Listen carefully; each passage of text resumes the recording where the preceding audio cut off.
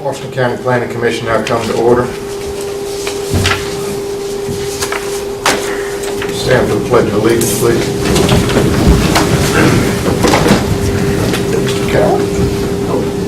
I pledge allegiance to the flag of the United States of America and to the republic for which it stands, one nation, under God, indivisible, with liberty and justice for all.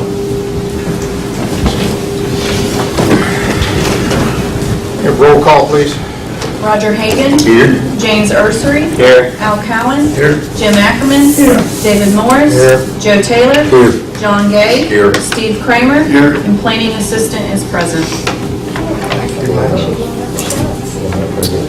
Any amendments to the agenda this evening? No, sir. Motion to approve the agenda? Motion to approve. Motion, we have a second. Second. All those in favor?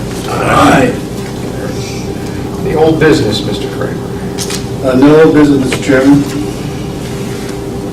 New business. Required allowed services for commercial parking. Yes, sir. I'll start off the discussion. This past March, the Planning Commission considered 2 site plans for a neighborhood restaurant and also for storage buildings. Both site plans used grass parking as part of their design. The plans were approved because they were code compliant.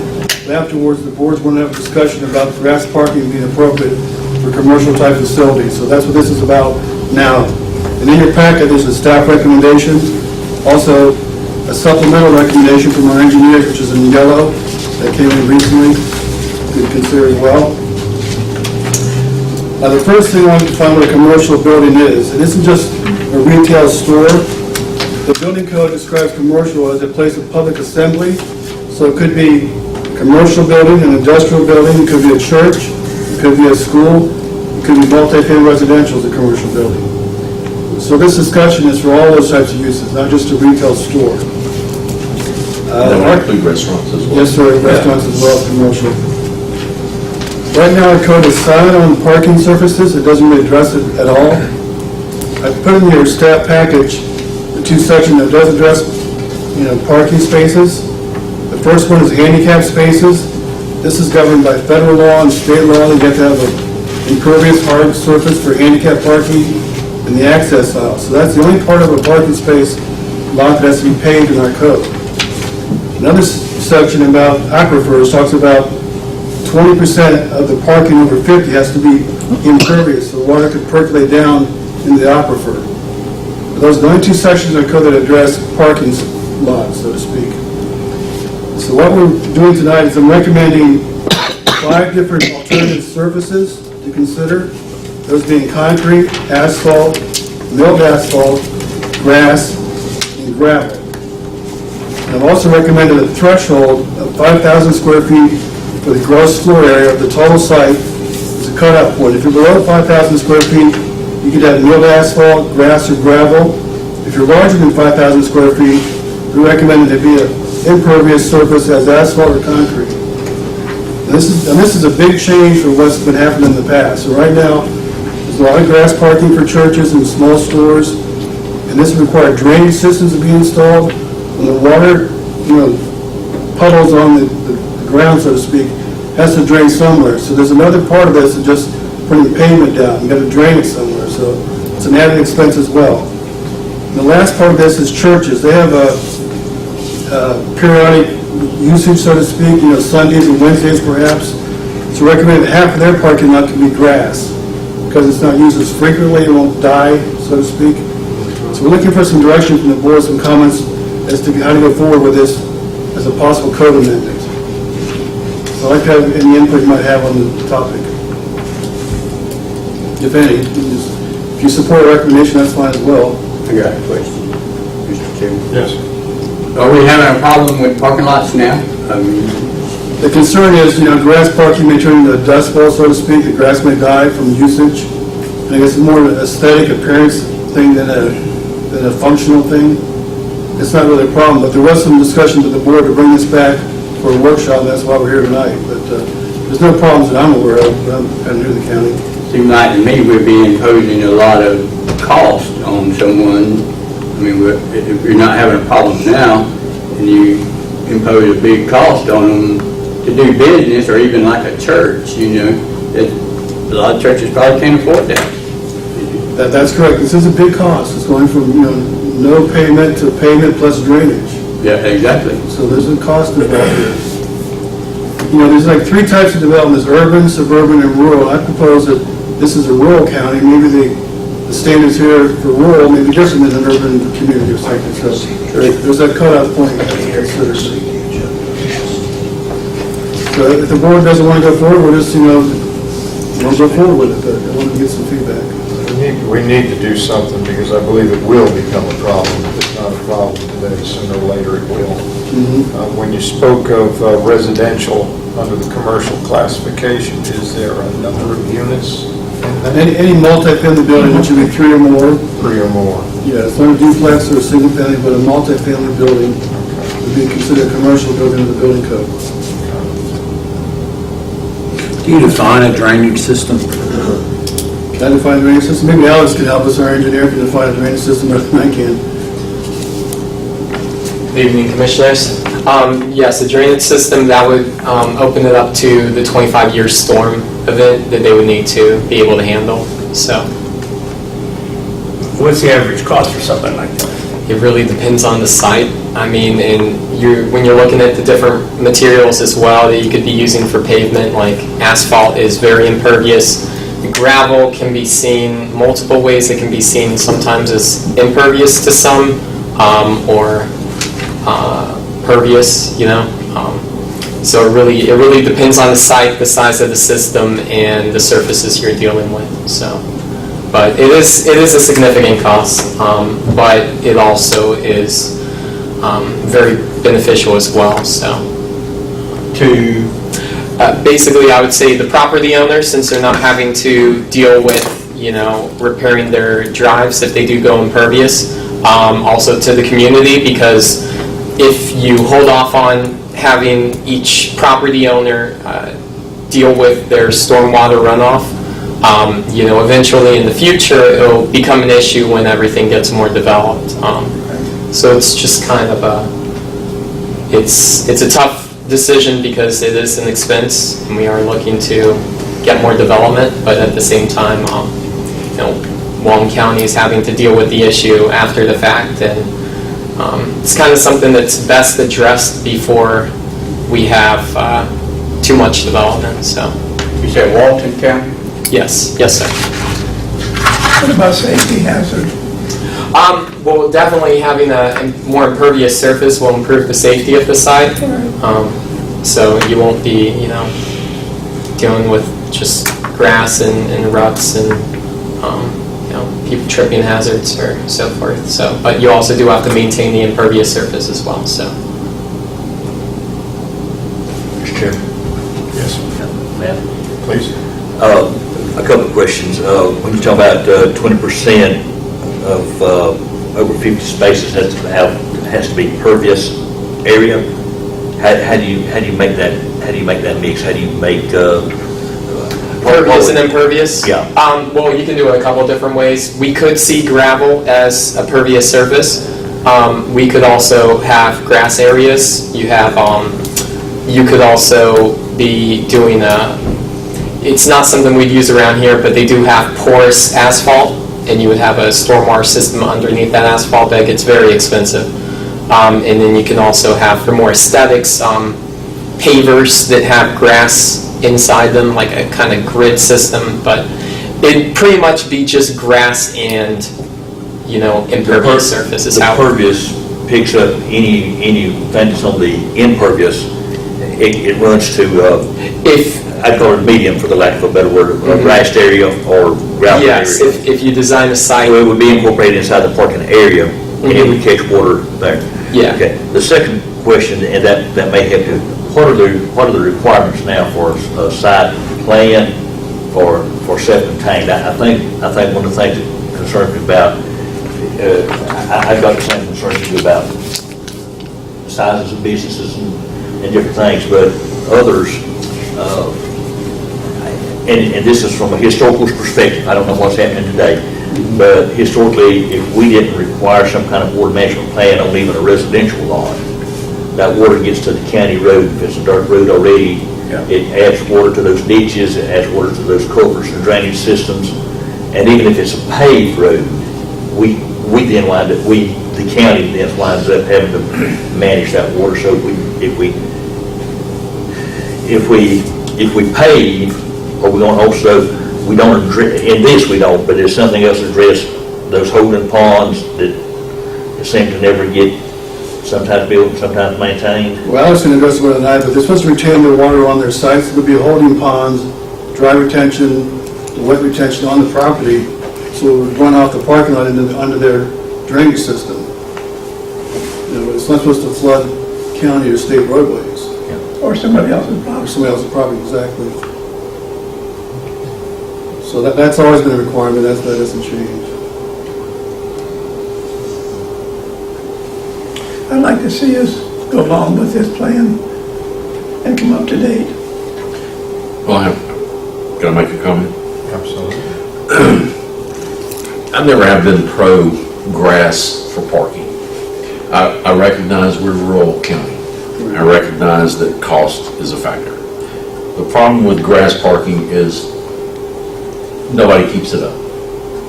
Either it's dead and it becomes a mud hole, or they don't mow it and it becomes too high. If we have to leave grass as an option for parking, then so be it, but I personally don't agree and don't like the idea of grass parking. Now, one-time events, if we, 4th of July or Possum Festival or something like that, if we designate an area for one time, I'm good with that, but just, it's much easier to maintain asphalt, concrete, gravel, and have a quality development. And I understand we want growth, I got that, but we want quality growth. And I don't see quality in grass parking. I just have an issue with that. That's why I brought it up at our last meeting about grass parking, okay? I'm not in favor of it either. A lot of communities I'm familiar with, they just have grass in churches. The surplus or the extra parking is grass, because they're being used once or twice a week, it wouldn't kill the grass. So a lot of codes just limit the churches only. And the board can recommend that if they so desire. Would you be putting a minimum pavement on those churches? Yeah, the code, I'm recommending 50%. If you're required to have 100 spaces, you can have 50 pervious and 50 impervious. You know, as a threshold number. As we look at commercials, Mr. Kramer, are we looking at places like the Possum Palace and our athletic fields, where much of the parking around them are natural and not always grass? Sometimes it's just sand or clay. It's just dirt. Dust. But will this affect those sites? That would apply from this point forward when it's adopted. It wouldn't be retroactive back to existing facilities. Okay. It's for new development. Now, they would add an addition onto their property, then it would come into play as a non-conforming land use at that time. We could ask for the parking lot to be improved.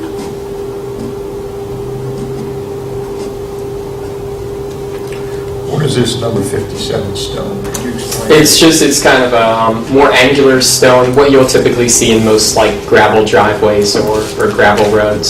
So it wouldn't be a limestone base that we pack. Yeah, and I think it gives a good basis for the design. You don't want to have someone, I guess, use something that's inferior to that, but by all means, if there's more aesthetically pleasing stone that accomplishes the goal. But it would allow the permeability. Yes, yeah, to a degree, yes. Let's go back to your definition of 57 stone. It's always been my understanding 57 stone was the size of the stone, it was just a gravel. Yeah, it's like You said- three you said quarters to something to about an inch and a half. angular or something. It's also angular too, so that it compacts better.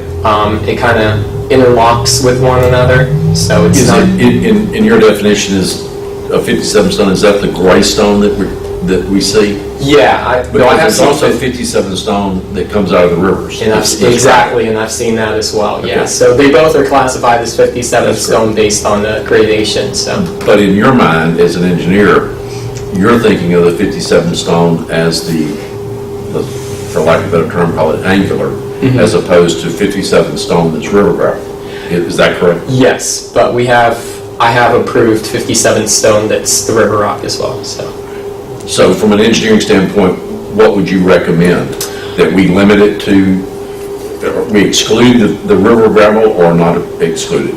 I think don't exclude it. I think the size is, I guess, more the important factor. Okay. With that stone, you don't want something that's, I guess, more pea gravel, because if you have a high industrial, or I wouldn't say high industrial, but if you have a lot of traffic, it's not going to hold up that well, so, yeah. I have 57 on my driveway. When it's packed, it's like concrete, Yeah, absolutely like concrete, yeah. In that kind of, very, very durable. exactly, yes. I'm so. I have asphalt. My driveway is asphalt from the county road up to my carport, off my carport back out to the county road. But I chose to pay for it. I was fortunate enough to be able to afford to pay for it. And I don't think everybody in Washington County can afford to pay for it.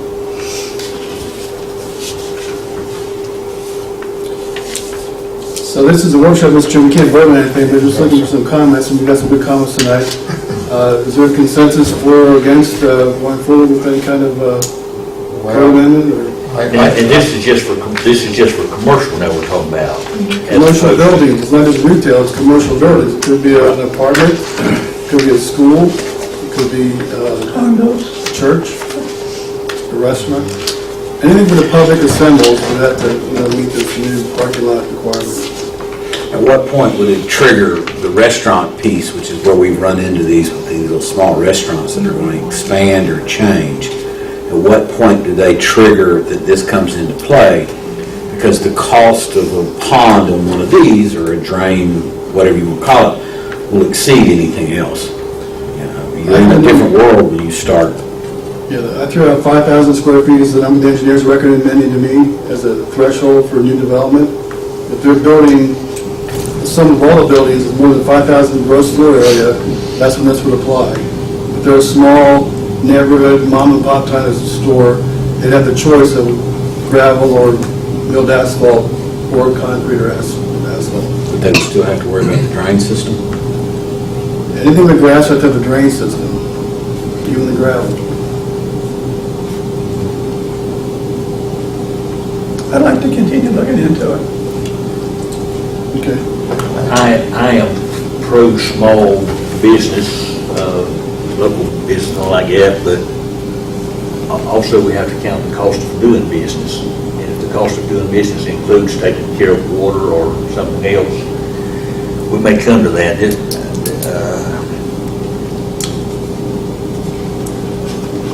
I'm not going to pass a ball between two straits. I too am opposed to leaving the grass. I think that's a bad idea. I realize putting an impervious surface is going to cause some post-development runoff, and that's just the cost of doing business. Right. So it needs to be dealt with right up front. Under 5,000 square feet puts it to more of a mom and pop business. Anything larger than that, you would expect that it would be a larger investment, and that type of drainage and parking system should be incorporated into those buildings. I agree. If it hurts a little bit up front, well, it saves us all in the long run with doing it properly the first time. Okay, very good. So that's the way I feel about it. So we'll go forward and prepare, an ordinance and have a public hearing process, and so we'll go from there. Could I share some grammar and spelling with you? Yes. I just do that after the meeting. Okay, yeah. Thanks, Alex, I appreciate the comments. Thank you, sir.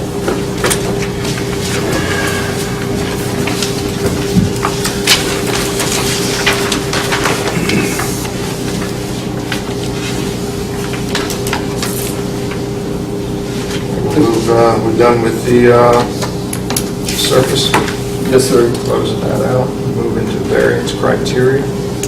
It's also in March, the board could consider two applications for variance, which were landscape buffers around the cell tower, the two towers. There was concern, this is, putting the tower in the woods, do you have a landscape buffer if it's in the woods? But the woods may go away one day, and you need a buffer or not. So that was an issue, and I was asked to bring this back as a discussion point. So what I've done is put together this one page that has all the variance regulations on one page. I'd like to point out a couple sections. Section number A, the initial determination. You look at things like the surroundings, the shape, the topographical condition, before you go further. And the 5 standards at the bottom of the page are what this board and also the Board of County Commissioners has to look at to consider a variance. I won't read them all per se, but one of them is, can we do save, cost of development, can create congestion, diminish property values, has to be in harmony with the rest of the code. So they're pretty typical, universal kind of standards for variances. Just wanted to point this out in your request for any discussion you might have about this or any comments.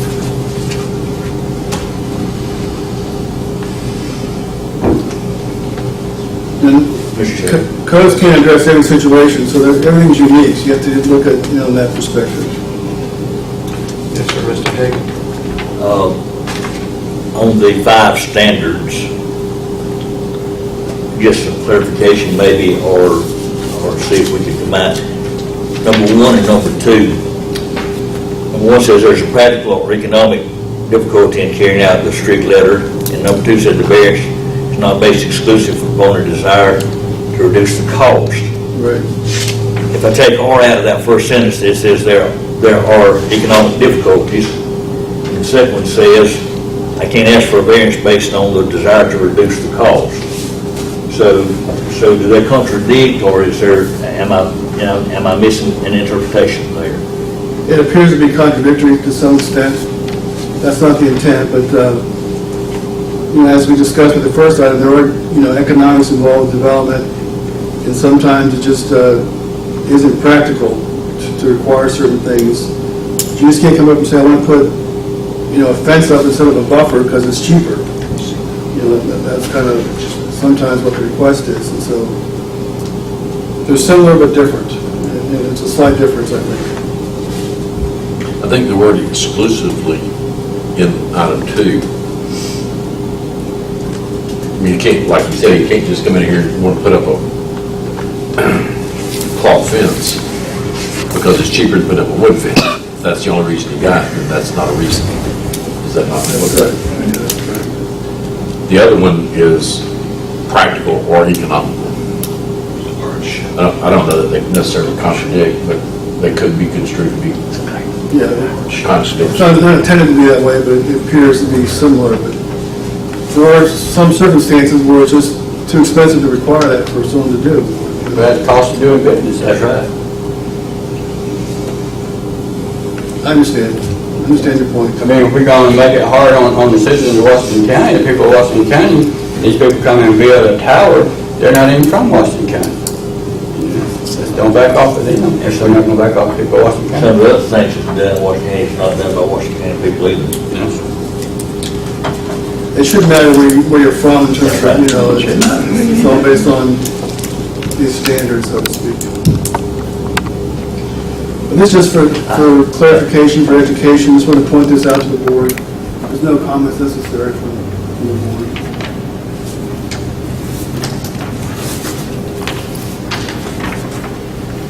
So we're going to move on, Mr. Chairman, if you like. Comments on this section, no further comments on that? Mobile food and retail sales. In the last 3 months, we've had 3 requests for mobile food trucks. We had one for barbecue sales on Highway 90, snow cones on the river in Vernon, and corn maze and Christmas display on private property with the food trucks associated with that. Our code has no regulations whatsoever about food trucks. It's kind of more of an urban phenomenon, rural phenomenon, but we don't allow that at all. I put in the packet the temporary use requirements that are in the code. These are for like temporary events like craft shows, carnivals, circuses, sporting events. Allowed to have 6 times per year on the property, 5 days maximum. Food trucks, like in South Florida, I'm familiar with, they want to park there for months at a time. The landlord gives them a lease to park their truck there. They'll sell sandwiches for long periods of time. It isn't like, just for the weekend, they want to sell it. So, I've had requests from people to amend the code to allow food trucks. So I'm trying to propose this for discussion, see what the board is agreeable to this or not. Right now, we do allow produce stands. They're regulated by state law. They're protected by the statutes. And like I said, Christmas tree sales are allowed and so forth, but food trucks aren't allowed, and even retail sales. In South Florida, at Valentine's Day, you'll see trucks everywhere selling flowers and gifts in every corner. So it's a big deal in some parts of the state. So what I've done is use other people's codes and come up with some regulations to address food trucks. I won't read them all, they're kind of lengthy here, but I guess I could read them all, but I won't read them all, but a temporary use permit is required for all food sales, which is a permit from the county. And I picked 6 months maximum as a time period to be on the property. It's a long period of time. If you want to be there for more than 6 months, a new permit is required. You have to show us a site plan where your truck will be located on the property, meet setbacks and so forth. Has to be on private property, not in the right of way. As part of the application, you have to have a deed for the owner of the property, that have a sign by the owner that's okay with them. Oftentimes, the landlord will lease this space to the truck operator. I mentioned it has to be on private property, not in the right of way. No tables and chairs, no people loitering all day out there playing cards or something in front of this food truck. Just to buy your product and leave shortly thereafter. No bathroom facilities on site, no ground signs are provided, no electric service, no extension cords out to this truck or whatever. All sales from within the vehicle or the trailer, nothing, supplemental. You probably have to have the permit, fixed to the vehicle so that we can check it if necessary. Steve? What about, question, okay. What about food inspection from the health department, that they have a certification? There are other agencies involved besides the county. Ours is more of a land use permit. There are health department requirements. When you prepare food, you have to have health involved and so forth. But right, that should be in our regulations. You get a health permit as well. That's not number 12, is it not? It says all sales shall occur within your vehicle, but Mr. Ackman said it has to be approved with the health department. Clean and so forth. Well, if number 12 reads, all sales shall occur within an approved vehicle or trailer,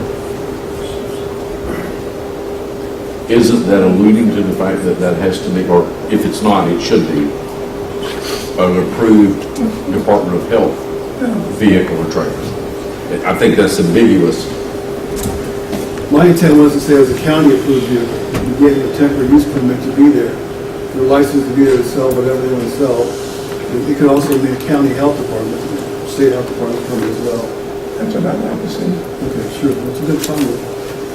How are we? I mean, it's ambiguous to me, and I can see them saying that that's an approved vehicle, it's got a tag on it. And it could be a dump. Maybe a dump anyway.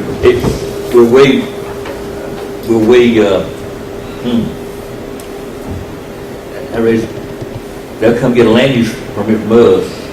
This is what this is addressing land, that's what we address as land use.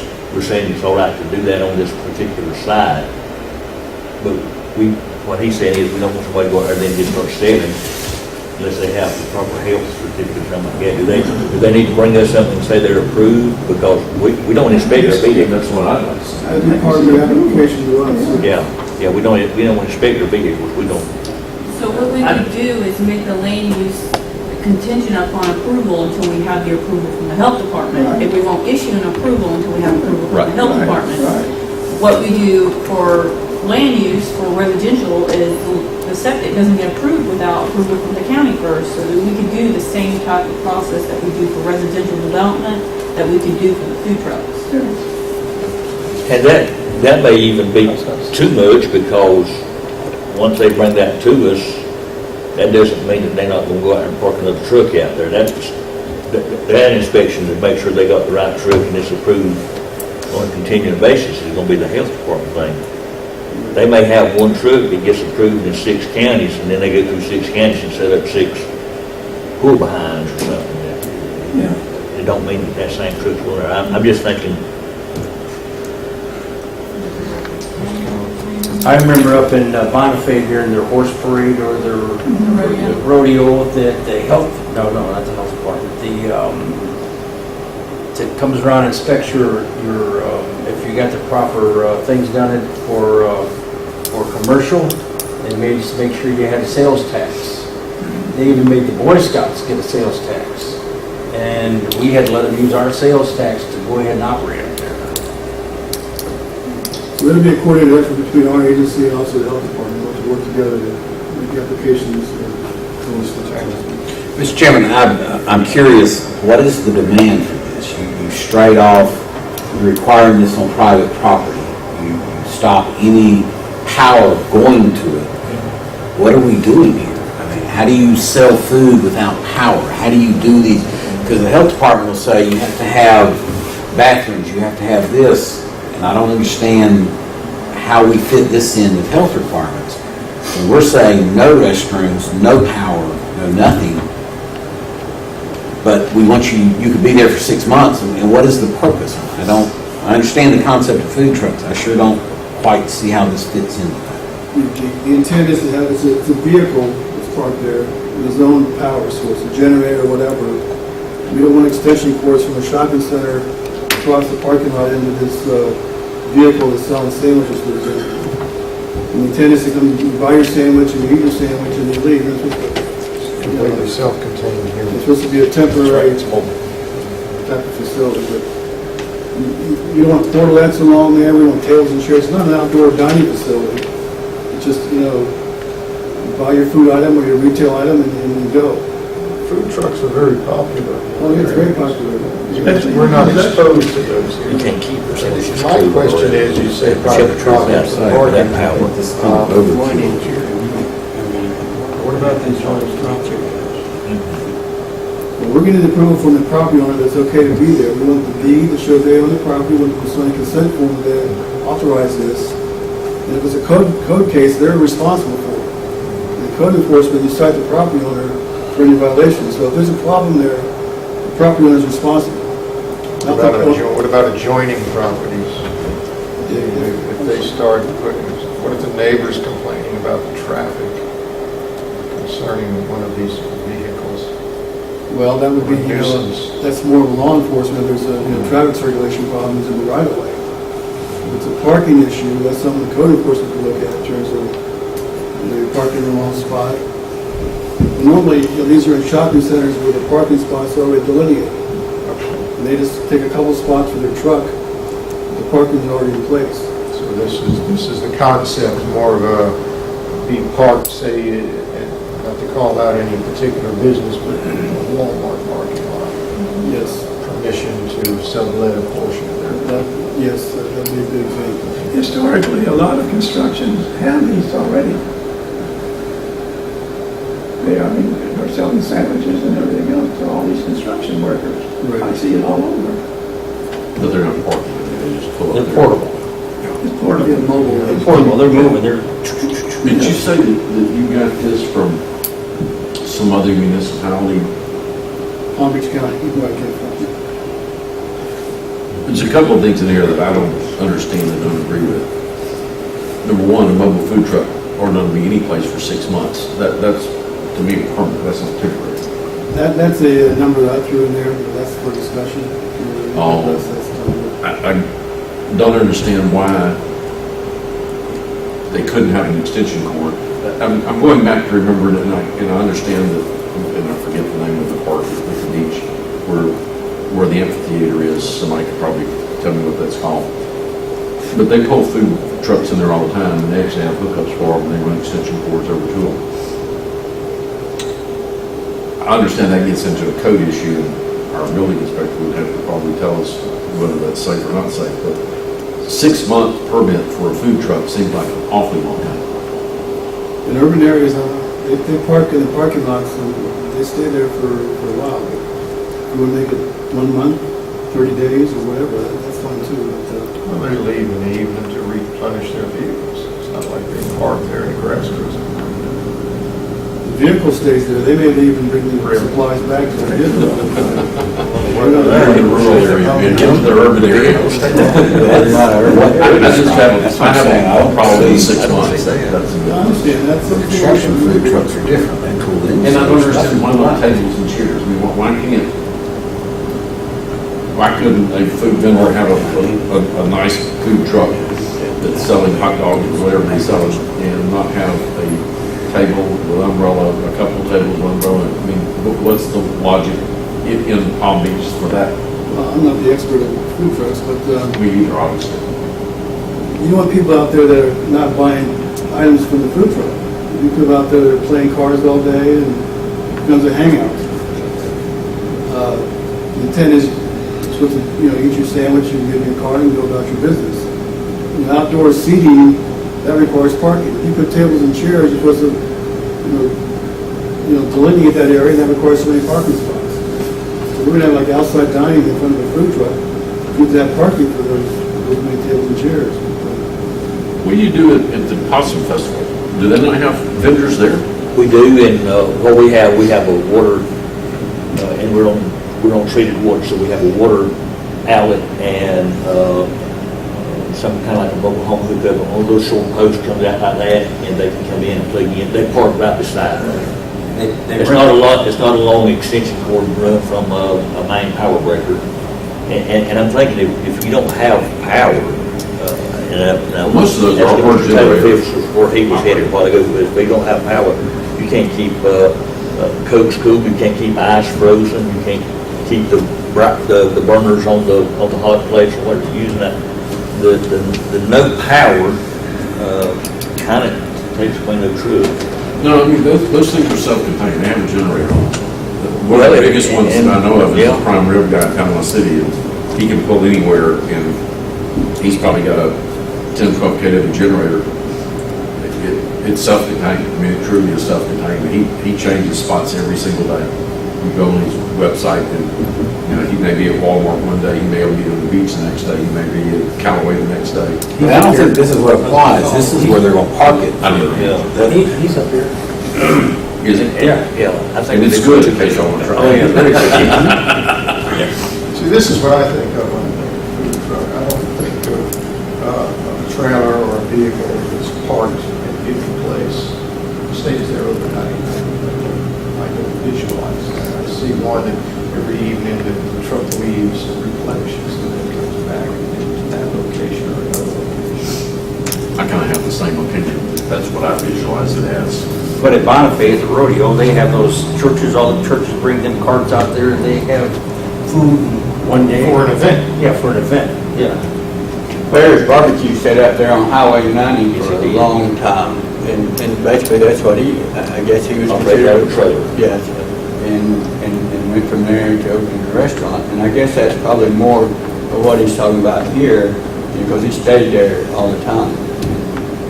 You went there and you picked up what you wanted and you left. If you wasn't no place to eat, by the time you call in, you order, or you run in there and pick it up and leave. But I guess that's probably more what he's talking about. Somebody that stays there all the time. Bear stayed there probably a year or more. Yeah. Claire's Barbecue. Yeah, out on Highway 90. That's where he started before he opened the restaurant. There's one in Bonifay, right by the barber shop over there. Guy put a trailer up there, he's selling it. The man that's requesting this has a trailer on 90th Street that one you're referring to. It's not self-propelled, it's just a trailer. It's already parked out front of his property, and he's looking for an answer from the staff and from the board what he wants to afford, but it's not intended to move at night and come back. It's a trailer. It's a barbecue food and sell food there. Are we trying to address more that here than we are the food trucks, the food we drive in? Back as far as 1970 and 71, when we was building the first model homes in Sunny Hills, there was a truck back then, came up from Panama City every morning at 11:30, and was gone by 1 o'clock, stopped at 2 or 3 little size, and he had sandwich, chips, drink, etc., and he drove off, came back next day. So we're not addressing that, you're addressing something that's set up permanently, but, or more than one day. We're asking for a site plan, authorization from the property owner. We're going to ask you to approve the location on the site plan and give them a permit. Whatever time we come up with, I guess, would be appropriate. They can park there and sell whatever they want to sell from their truck. Yeah, but that's not mobile, is it? It's a vehicle. It's not a building. You know, you can drive away when they want to move it. What you're referring to is like a construction site where they come up and they sell food at lunchtime and they go on. This is what I'm talking about. This is if you want to sell flowers for Valentine's Day for 2-3 weekends in a row or whatever. It's not your business. Overall, the only objection I would have to it is the 6 months. Yeah, I understand. Otherwise, I could probably live with what's in there, but 6 months seems like it's permanent to me. What about 60 days? Well, I was thinking more in the term of 30, but 30 just came to my mind that was more. 30 makes it evolving. But if he continues to meet the criteria, he can come back every 60 days or 30 days or 90 days. Well, I don't have a problem with that, because if it becomes a problem with the neighbors or traffic or law enforcement, you just simply don't give him another permit. Yes, that's correct. So I don't know that I would have an issue with it running concurrently, as long as he came back in, paid the fees, and got another permit, because at that point, Steve has the option of saying, no, it's not working like we thought, you're going down the road. I like that better. I like that. So 30 sticks in my mind. The person in Vernon wants to sell snow cones. I guess there's a launching ramp for kayaks and canoes in Vernon. He wants to sell snow cones all summer. He wants to be there and sell ice cream and snow cones to the kids when they get off the canoeing. And I wouldn't have a problem with it, as long as we use it every 30 days, and you get a fee, and if we have a problem with it, or if law enforcement has a problem with it, or The health department. the health department has a problem with it, it can be done a different permit. Another woman wants to have a corn maze all fall, and have food trucks as part of her, event. And then have Christmas displays after that with food trucks. So this would happen fall and winter season. And it's more than just, 30 days. But I still think we should have some control. And I think the way to have some control is to limit it far less than 6 months to 30 days, where you can decide, law enforcement can decide, the Department of Health can decide, this isn't working. Rather than give them 3 months or 45 days or whatever. Sure. I mean, we can live with anything 30 days, sure. And then again, 30 days may become cumbersome for your office. Charge them enough money and we'll That's my concern. Yeah, it's just something that multiplies, we need permits every month for food trucks. Earn money, come on. I mean, they're making money, so if, like, I remember don't know when- what your permit fee would be, but let's just say it's $50. If every month you have to come in and pay $50, then they have to pay $50. It's the cost of doing business. Mr. Chairman, Yes. I've heard the cost of doing business many times. There's also an administrative cost here that I don't understand why we're doing some of these things. I don't see, and maybe there's a need that I don't see. There's like, well, just come in every month and pay your fees. For what? I mean, what? You have a private property. This is a private, if there's issues, I think the private property, if his neighbors complain, why are you letting this guy sit out there? When you start issuing things to people, it almost gives them some kind of right that they may not really have. Well, I have a right to be here, I've got a permit. So I'm curious, as we're quick to say, well, that's just the cost of doing business, and that's... Well, when I say the cost of doing business, that's the cost of doing business to the vendor. The planning person should, I'm one of those that thinks that permits should cover the cost of the administrative cost. I don't think anything should be supplemented. For instance, when I come in to buy a permit to build a swimming pool, I don't think that they charge near enough money, because I don't think they can cover it. These fees should be enough to cover any administrative costs that is associated with the planning department. My concern about that, can we just engage in conversation among ourselves? Okay. My concern with that one, Gay, is what am I getting for that $50? If I come in here, what am I getting from this office? If I come in here and the land meets what I need today, if there's not a land development change, that land's gonna meet what I need in 30 days and 60 days and so on like that. So why do I come back every 30 days? If the land, if all we're dealing with is the land, I can't see coming back every 30 days and getting permitted for what the land has already been approved for. And it hadn't changed. Well, maybe I'm thinking outside of what our, Our need is today. sorry. Our need is today. Well, Maybe it was to control if we issued a permit for 6 months, and in 30 days, it was a problem, meaning parking, or too much drinking, or whatever, then at that point, they're gonna know about it, and they wouldn't reissue the permit. And so you stop that problem. If the land, if I came in and the land met the criteria and you didn't reissue a permit, we're gonna have a problem. Our attorneys are gonna have problems with each other. Could be, I may be overstepping. There needs to be an enforcement process. There has to be, that's got to be something else, and if I mean, we're gonna have to start having public hearings and things like that, because it's the neighbors complaining changed the land use. They didn't with those two, for that cell tower last month, those neighbors complained and it didn't change the land use. If the neighbors complaining, is that going to change the land use? If there's drinking, or rowdiness or something like that, that's a law enforcement problem. If we're dealing with land issues and it meets the criteria today, it should meet the criteria next week and 3 months from now, unless there's a land use change. I think that's the opinion of one. Unsolicited. I understand what you're saying. I was just going to address Mr. Hayden's comment on what do you get administration-wise. So with land use, it's a $20 fee. You're using time that, aside, you're using the paper and the ink and my time to go look up flood maps and land development maps. With commercial, we drive out to the site, we look at the site, we make sure the signs are up. That's all time that we're not at our desk addressing another project. So that fee that you pay for the permit goes payment towards all of that. Well, I understand that, and I'm not mad about it. I agree that our fees probably don't cover your office, but what I'm saying is when I come back in 30 days, are you going to do everything that you just said again? And you're going to do it again Back out there. in 30 days?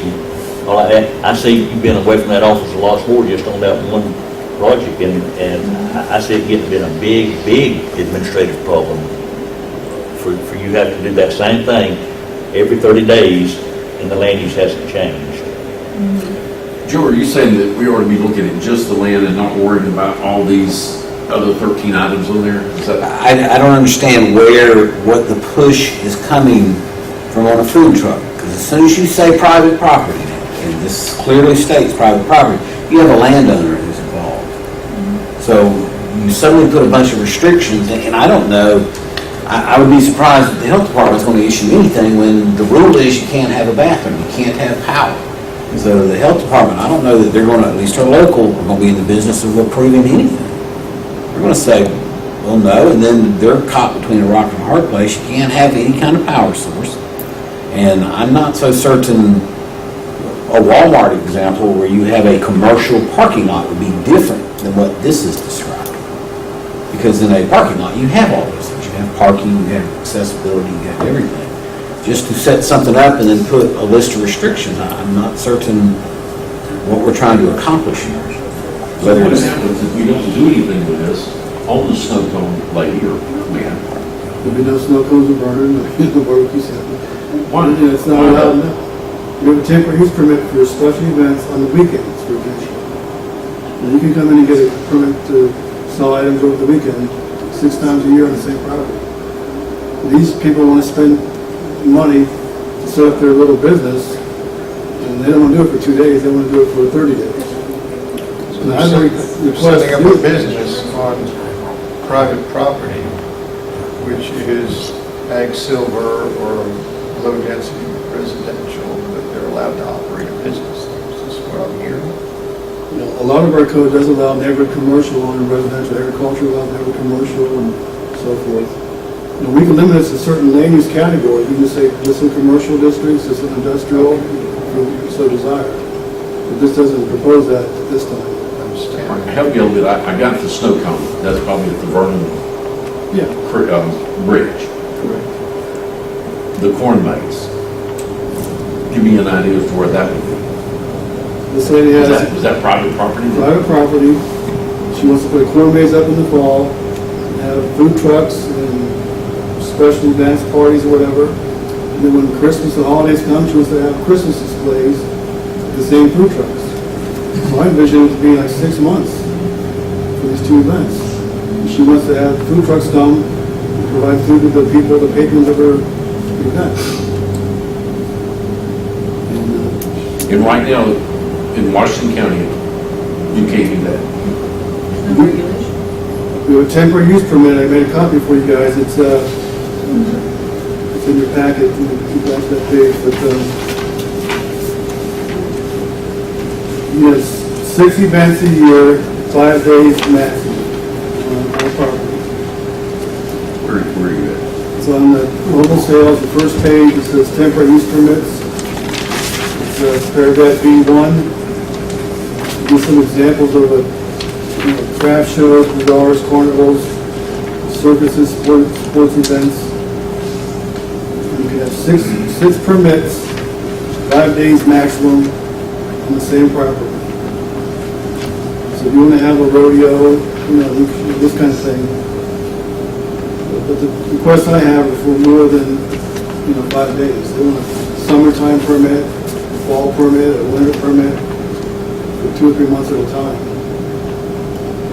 Mr. Chairman, I commend you for thinking ahead and some things like that, and just from my understanding, if it's a pleasure to serve, but I will tell you, I don't read the code every week or something like that.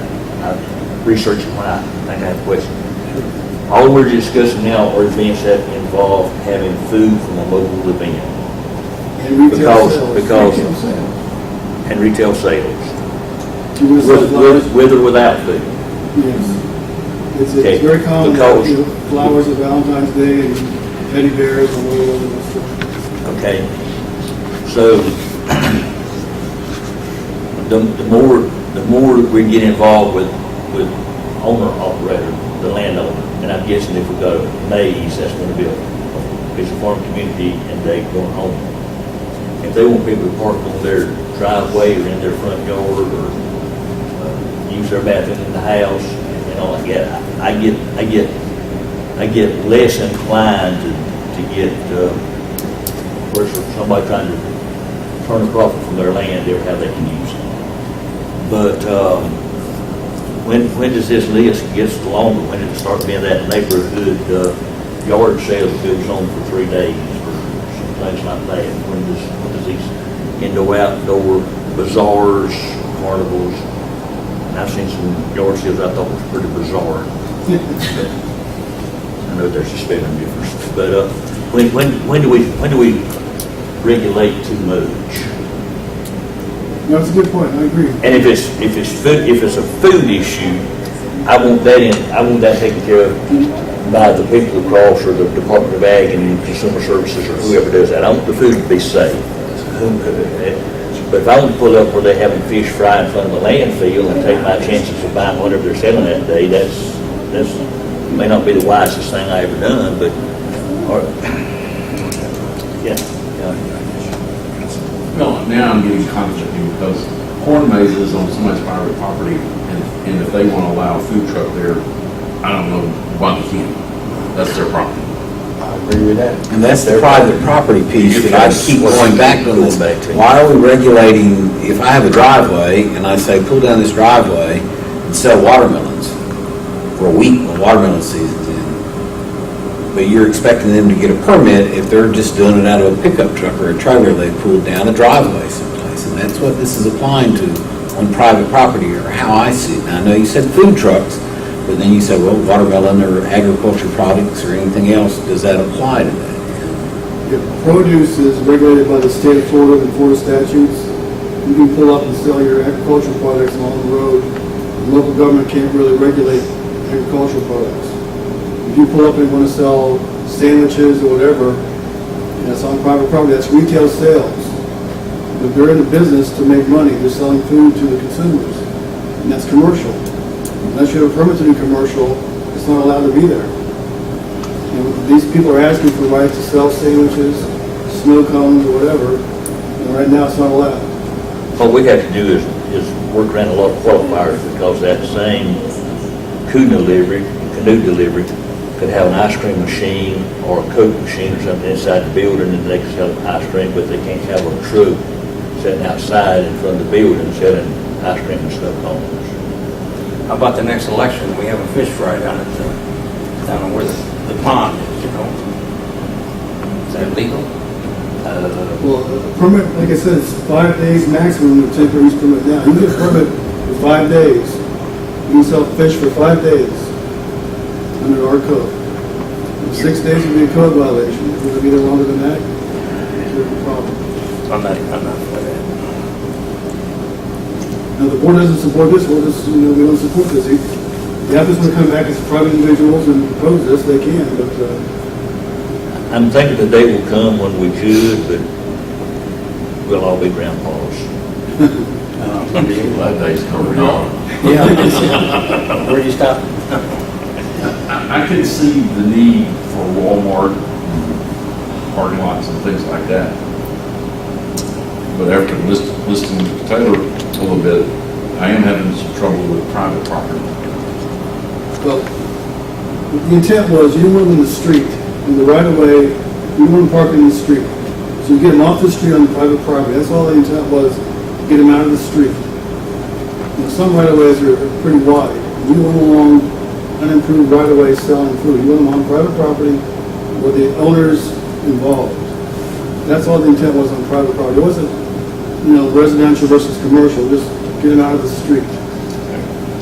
And if you want to say it can't happen in residential, we'll put that in the code. That's something to consider. Well, let's don't lose sight of the fact we're talking about Washington County. We're not talking about Palm Beach, or we're not talking about Walton County. We're talking about Washington County. And we're supposed to be here representing people of Washington County. I didn't even thought this was a Palm Beach County, so I'm trying to force on Washington County. I wasn't on that. Trying to find some, with the history of this and some strong language to propose. I'm trying to make this as tight as possible. If the board doesn't want it, we don't want it, we'll say, it's not something this community wants. I don't really want it, but I also think those guys should be able to sell popsicles down there by the creek. Well, what stopped them from selling You said- popcorn and anything else down by the creek? When do I draw the line as to what you can sell? Well, to sell off of a truck, you have to have a state license for a food license. And that has to be inspected, it has to meet certain criteria to operate. If they want to drive in every day and sell their vehicle and then drive away, that's fine. But if they want to park it there for the summer, it becomes a retail enterprise. They're actually making money from selling food to the consumer. Is his land already commercial? I haven't checked into that. If it's already commercial, does it make a difference if he's selling time on the boat or a snow cone? If he's selling, if it's a commercial piece of property and he's already selling goods or services out from it, why would he have to have another permit to continue to sell on the same piece of property that's already? I don't think he's doing it, I think it's third party, second party. I told them you can sell their snow cones inside of the business. We have to have a building now to sell food. We have to be inside of a building. You can't be in a truck selling food right now. Gotcha, And understand. if this is a truck or a trailer. I don't know if I can even better, but I understand it. This is probably over my pay right here. It's complicated. It is complicated, I mean, it's, But if you don't set up a criteria now, what are you gonna do in a year from now? well, I'm not saying we don't need to do anything. I think it's just a little more complicated than I thought it was initially. People have been going to Burning Creek for years, and it's supposed to be a fun spot. That's why they got canoe rentals. And don't even call it some kind of water park now or something like that, and I don't really see where it'd be a problem selling kids snow cones, That's just my thoughts. If they want to sell inside of the building, that's fine. If they want to pull a truck up there and sell from a truck Or trailer? or trailer, we're calling that mobile food sales. All right, let me ask you a question. Who's going to catch them? When we get complaints, we're going to go out there, there's a code enforcement officer, we sign up for that. The sheriff's office, the office enforces code. Usually it's based on complaints that we go out and That would be the way to regulate. You get complaints, and that's the end of your permit. You don't get any complaints, don't Or worry if we about it. do it, or if we go to them. Right, sure, okay. Exactly. And that would take some legal counsel to work. Sure. I'd like to see you do it on a 30-day basis. 30 days at a time with the Yeah, renewals, possibly. sure would. That's my opinion.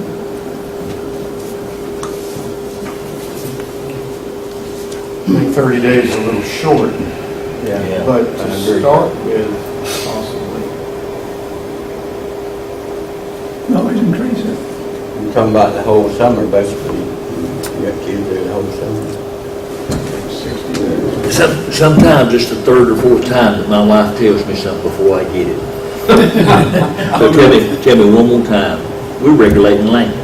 We're saying what can, we're saying what can happen on that land. And if it's retail, does it matter to us if I pull my trailer that's, as long as between these two pilasters here, and I've got men's suits or shoes or something on it, does it matter whether I'm selling it out of a trailer, or if I'm at a building there, or a tent? If I'm on a piece of property that's zoned commercial, does it make a difference what I'm selling it out of? That's what I think we're regulating, is whether or not they can conduct business from a mobile structure. And I don't know that necessarily has anything to do with land. I'm really, really trying to understand, because we want quality, we want,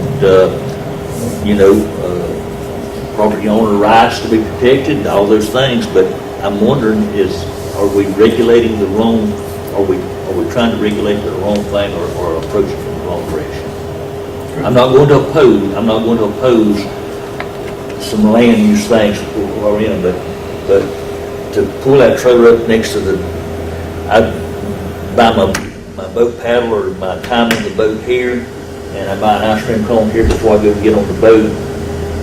I don't know if it makes a difference to me whether I buy and boat in the same building or not. And I may be oversimplifying, but I'm just The trying fact to that you can understand. get an ice cream there at the same time makes you happy. It does, it does. Well, this is supposed to be equitable. We're telling one guy you have to have a paid parking lot with landscaping around it to sell your food. And this guy's got a trailer he just pulled up there selling the same food. So his cost of business, being like the cost of business, but, it's trying to be, fair. We're doing this, temporarily for people to, supplement their income. The landlord gets money off leasing this space to the truck owner. But this is a phenomenon that's all over the state of Florida, and I'm not trying to, impose upon my experience elsewhere else. But You see them everywhere. we're getting questions about this and trying to decide how to respond. And if we decide we don't want this, we'll just say it's not timely.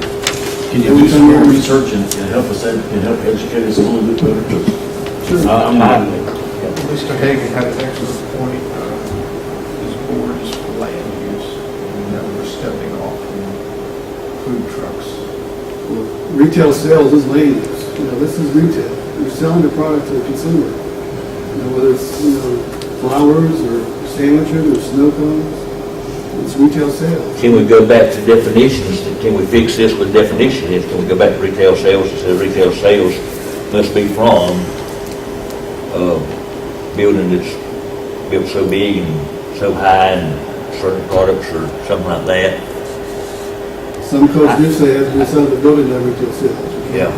Go on the streets, so whatever.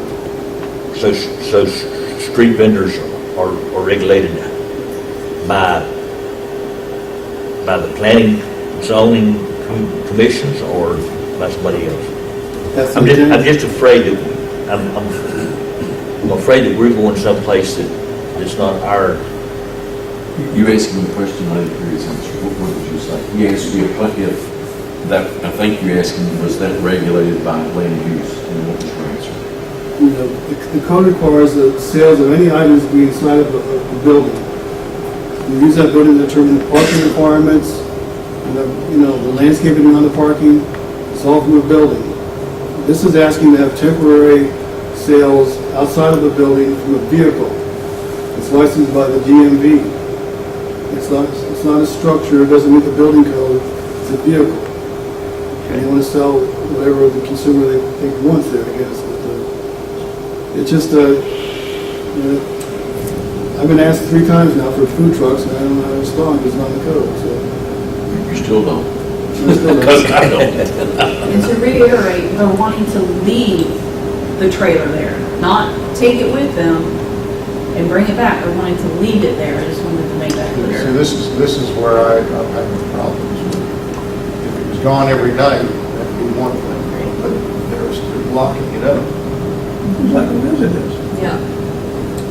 And there's a definition of a structure where if the wheels are off and they're on blocks, that's considered a structure. It should be tied down properly according to Florida Building Code. Which is another safety issue. Correct.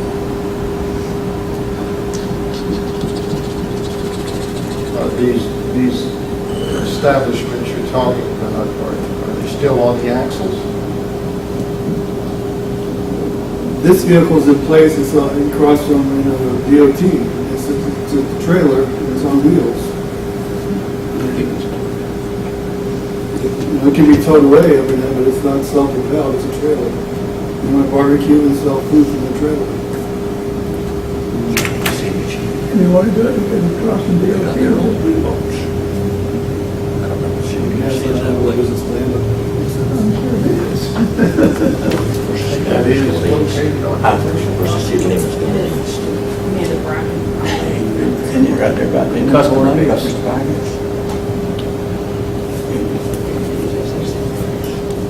The corn maze and the Christmas display, that's a viable addition to the community. That's something we do to be an asset. You want to sell food there. People spend all day at this corn maze, provide food to them.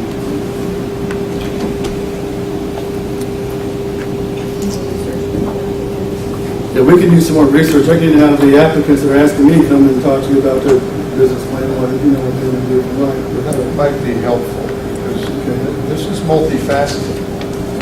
Yeah. There's no clear-cut answer to this. Okay. Joe's frowning like he's got a clear-cut answer. I get, if you are retail sales for 30, 60, or 90 days, you're in competition with the buildings that we've required, now drainage, all these things, and you have now gave them a vested interest to not do that. So that's not their cost of business. What do you do when somebody on private property sets up next to a boat ramp and proceeds to want to sell bait and different things, easier moving stuff around? I'm not certain what's driving this one. That's where my questions come in. I don't think we're accomplishing a whole lot. I think it would be as simple to say, give them longer than the 5 days or 6 days if that's what we want to do. Why are we going through a total land use change process if we want them to stay for 90 days? They can sell for 90 days in an event. Now, you don't have 90-day yard sales going on, and some of those go longer than that. So You build that's nice where- few yards, right, they can go over different side. So that's, I understand the purpose, I understand lots of things here, but I think there's other avenues that we can take besides trying to redefine on a land use change what the land can be used for. Because I go back to this private property piece that is zoned probably residential or agriculture. And they want to build, they want to do 60 days worth of sales, I think you do need some kind of facilities out there. And we close it off, and I'll be amazed if the health department is going to let somebody hang out for 90 days and have no facilities whatsoever, even if you don't have outside seating. The number one only allows 30 days for the entire year. 6 events with a maximum of 5 days each, that's 30 days for the entire year. And that's for a temporary use permit that's in the code now. That's our current regulations. That's So not, okay. That's the current. They're asking to amend the code to have something just for mobile food and retail sales. Who would complain about it? I mean, if you're at the maze and the maze owner says somebody can sell corn dogs out of a trailer, what complaint do we have against the maze owner for doing that? Well, there's health issues, there's, portlets. If it's more of a permanent facility, the health department's involved with this question about portlets being there and other facilities. But we're regulating the maze owner by telling them, we don't want you to bring these in under the current code. I wouldn't even know how we'd know it. Well, again, it's, a lot of it's complaint driven. If somebody goes there and, has a bad experience, they may call us up and say, we don't like that, and check it out, I guess. Oh, I didn't know you had that permit. That's I didn't either. That's why I'm shocked. So I'll do some more research and maybe ask the applicant to come back and present his arguments about his research he's done as well. And maybe ask the health department to clarify what they require. This has gone through the DRC, the Development Committee, the Health Department was involved in looking at these regulations. And for the corn maze and the Christmas displays, there would be some more requirements for that. It's more permanent. They want to stay year round for birthday parties on weekends and have the food trucks come for the birthday parties. So that'd be more of a year-round kind of event. And I have another concern and that is, have we collectively discussed anything that gives you an idea or trigger some direction for you? I think we need to do that as well. You've heard some of us are maybe pro, some of us are maybe con, or some of us are maybe don't know yet. We want the more investigation, but if we did, would you anything for you to work from? 30 days, the lesser time is something that we can work with. I'll come back with more research, but I have a lot of, direction. I don't think it's really where you guys want to go with it. Some people say they don't like it, some do like it. But, I don't like a renewal in 30 days. If I'm going to come in and get a permit, if this is seasonal, some of it, we haven't used that word yet, but some of it's going to be seasonal. The snow cones will be seasonal. After Labor Day, they're going to go away. The maze won't even start probably until October, and it'll go away by Christmas, Thanksgiving or Christmas, and things like that. So we're talking about some seasonal things, perhaps, down out on 90, if that's a hot dog or barbecue or whatever. I don't know what we're dealing with out there. There's been several things there over the years, but that could be like better. That could be there for a year or 2 years or something but I think to come back every 30 days and re-permit. I'm not buying my business license every 30 days. I don't know any city that does that. If we go the seasonal route, we'll probably have to define seasonal, because Florida has 2 seasons. I mean, Yeah. hot and not so hot. I mean, We've got 2 seasons, 3 seasons, dust and Think fall about and it. frost.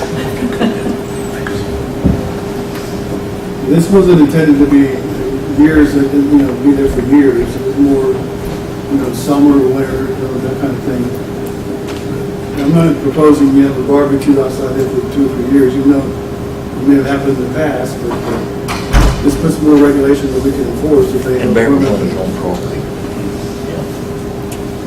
The term seasonal does seem to be something we may be able to work with. We set some criteria for certain months of the year. We all know, what the summer months are, Labor Day is. Panama City Beach didn't have a problem defining this for the whole month of March. yeah, they're more of an urban development too. I'm concerned about adjoining property owners.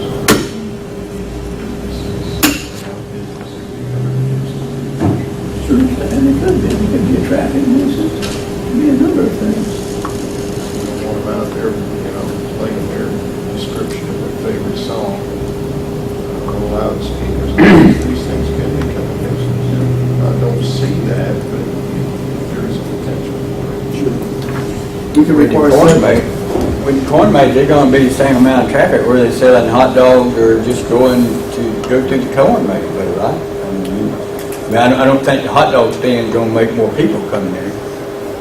There's a legal precedent here. We let one party do this for whatever, it's a precedent for somebody else who has the same kind of land use. You have to have criteria in your books to to regulate that. Is there I'm hearing Mr. Morris too about neighbors, compatibility, but if we let him build a building there and he had the loud music and the traffic and all like that, because he was in a building, that wouldn't be any less problem for the neighbors, so there may be a compatibility issue. Does that particular kind of building, whether it's on wheels or site built, does that particular business need to go on where it is? In the district. Yeah. No, I agree with So staff can try to tighten this up a little bit based on the comments we got tonight and bring it back. And I'll even ask the applicant to come in and present his concept to you as well. If that's the board's It's not consensus. easy to define. No, it's a tough issue. We go writing something into this, and next thing you know, we've created a monster. We're trying to, provide an asset to the community, not, where it's a detriment. So we think it's a detriment and we'll go forward with it. I don't wish to get to where Girl Scouts can move up a van and sell cookies. it. You're burning man, what's your thoughts on it? Mostly in your area. They pick up what the doctors ever know, they make a suggestion. The maze, they never know. There's maybe some help and direction. The county that I think probably has the most food trucks would be Walton County. What do they do? In your research, you come back to us, maybe you were looking for direction, I'm trying to do something. Walton County is, and Okaloosa County too, but we have dozens and dozens and dozens of food trucks, portable trucks, whatever you want to call them. Maybe you could help us understand what they do. There's no point in us trying to reinvent the wheel. Sure, exactly. Yeah, but I'll do the research and present it back to the board. So, I'll do that research and bring it back to the board with a more comprehensive evaluation. I finally got Mr. Taylor's point. Land use, we're land use board, maybe overstepping our bounds. But I'd like to know what the other planning and zoning boards do in regards to this, so I know whether I'm going to be with him or against him. But it's not me. I don't have a food truck yet. What'd you say? Said it's not me, trust me. Mr. Morris, Yes. Yes, ma'am. I was at the Vernon meeting with this guy in the snow cones. I can show you what I he's can't got. hear you. All right, Keith. I can show you what he's got. This thing is no more permanent than my tripod. Please, I'd like to see that. Just a machine, ain't it? Well, I did sit still.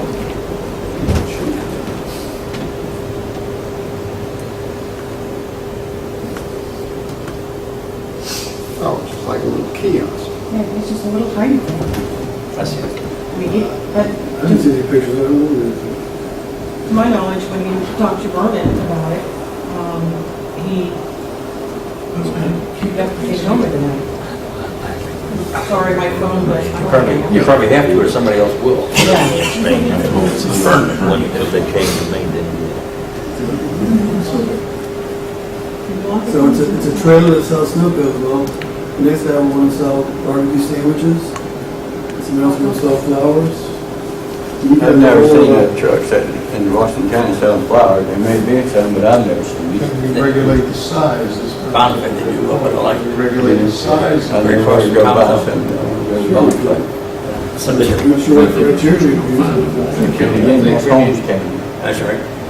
We should regulate the size of these structures. let's just don't get it so that the Girl Scouts can't open up a van and sell cookies. Definitely like Girl Scout cookies.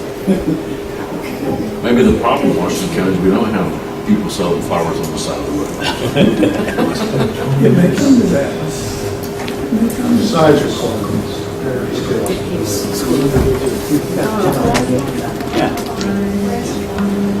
Okay, we keep this. Are there any more comments concerning this? Anything else you want to- Did you want to say, Mr. Are there any more comments? Mr. Taylor? I'm good. Mr. Kramer, is there anything that you want us to address? No, sir, there's not. Move into public comments. Anyone in the audience have anything to add this evening? Mr. Chairman, we skip item D on the agenda 16. Beg your pardon. Temporary use of recreational vehicles. I'm sorry, I thought that was a separate one. Let me go back, you asked more comments on this one. On the neighborhood commercial D page, I just made a note, I'm sure that it's included in number one, movie and stage theaters. I didn't see that addressed, I saw skating rinks, but movie and stage theaters would be neighborhood commercial. Is it on this list you're talking about, or are you proposing it as a? No, I don't find it on here, but I'm asking, it would be included in this. Those kind of facilities would be included in here. Number one says recreation centers, gymnasiums, Paul Health Club, including skating rinks. Yes. Someplace in there would, then you got lodges, and then you got dance halls and so on, funeral homes. But would movie theaters or stage theaters be neighborhood commercial? No, sir. They would not, okay. Okay. These are intended to be all enclosed inside of the building, and the square footage is 2,500 square feet right now. So these are to serve the immediate neighborhood, they're small, mom-and-pop type facilities. We were talking about increasing that footage. It's still There's been a workshop 2,500. that's never been adopted as a code amendment.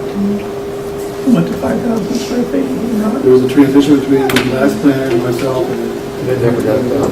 never got Didn't we move to do that in a Yes, workshop? we did, yes, we 5,000 did. square feet. But it never got It's done. not enough to do. What do we need to do to address that? Have to do an ordinance and bring it back to the process with the hearings and stuff. It's just unfinished business. Yes, sir. And I thought we did it. We did it, but it never got as far as the county commission to be approved. It was in the transition period, and it never got past the planning commission. Now, there was a workshop, there was a recommendation of a workshop. That's where it stopped. It never got the hearing process, ads in the paper, and that kind of thing. It's never been formally proposed as a code amendment because of the changeover in staff, I guess. We can do, Florida code amendments and get that going. Put that on your list. Yeah. Is that still what we want to do with it? Yes, yes. Thought we had 5,000 feet here, it never got done. We had 2,500 square feet. Oh, but we did have 5,000.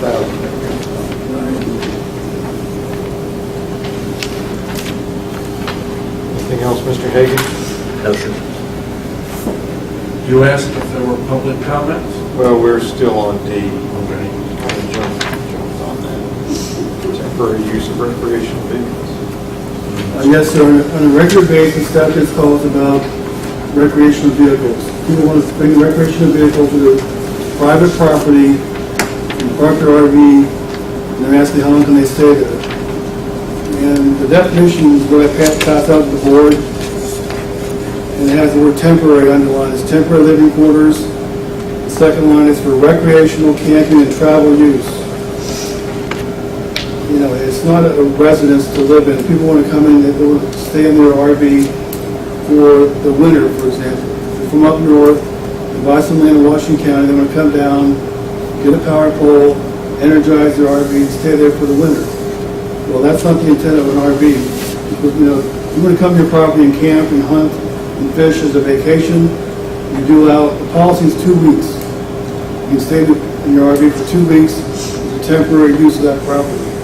If you want to live in your RV, you go to an RV park, which the Board of County Commissioners approved, and this board has recommended. And you can live in your RV for 6 months at a time. But people are trying to, circumvent this temporary clause in the code.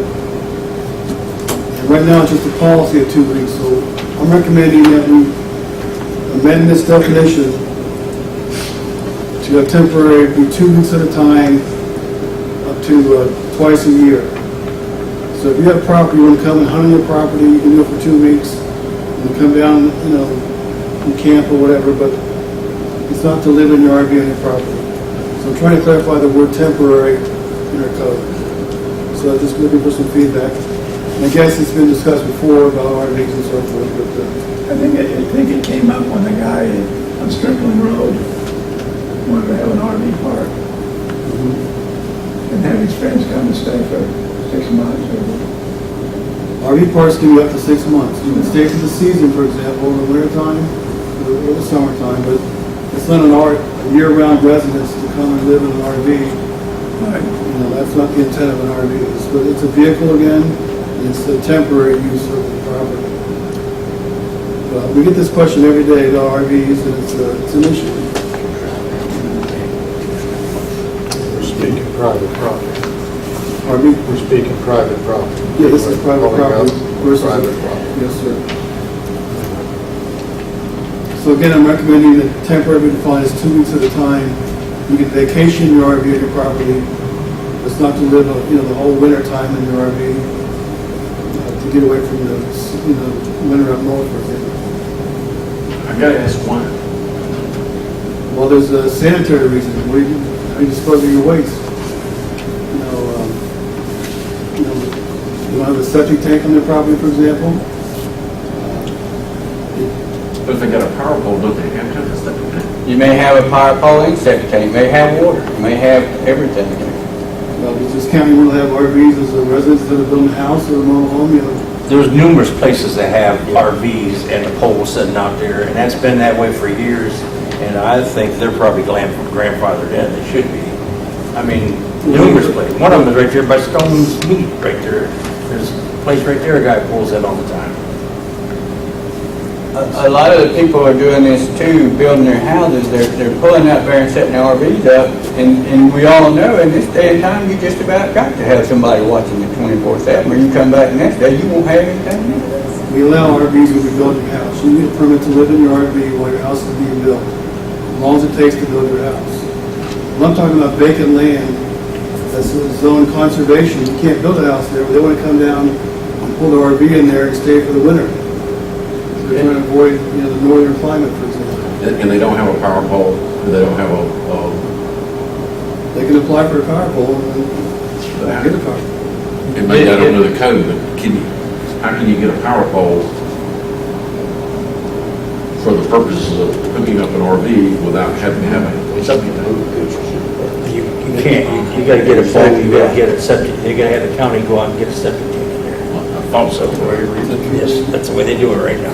If you've got a septic tank, and the point you made there about people coming and hunting, the hunting season is more than 2 weeks, and we got people right now that comes in Washington County, live in Pensacola, some live in Crestview, and this is just ones that I know of in particular.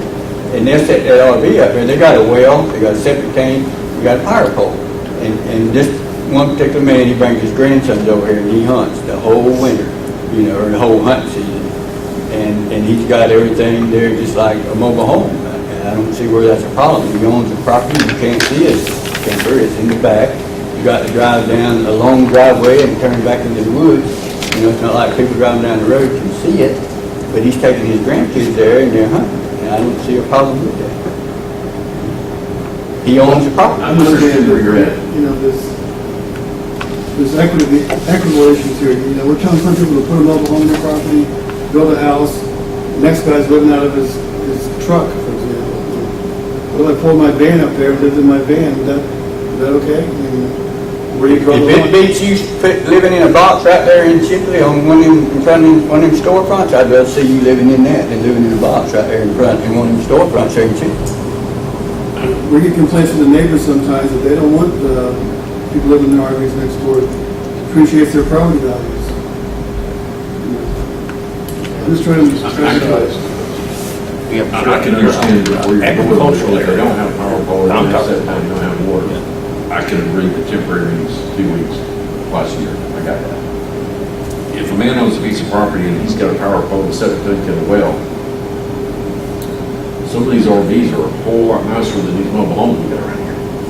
Not all of them, but some of them. I don't see where we were limited, if he's got power, sewer, and water. That's my opinion. Some of these RVs, $200,000 and $300,000, they pay for these things. That's fine. I I can see it not being in a subdivision with, you know, kind of urban and kind of developed, but some of these people buying these 5-acre tracts or something out for that. Once you show about coming to hunt and fish and some things like that, usually live there 6 months or something, beat that.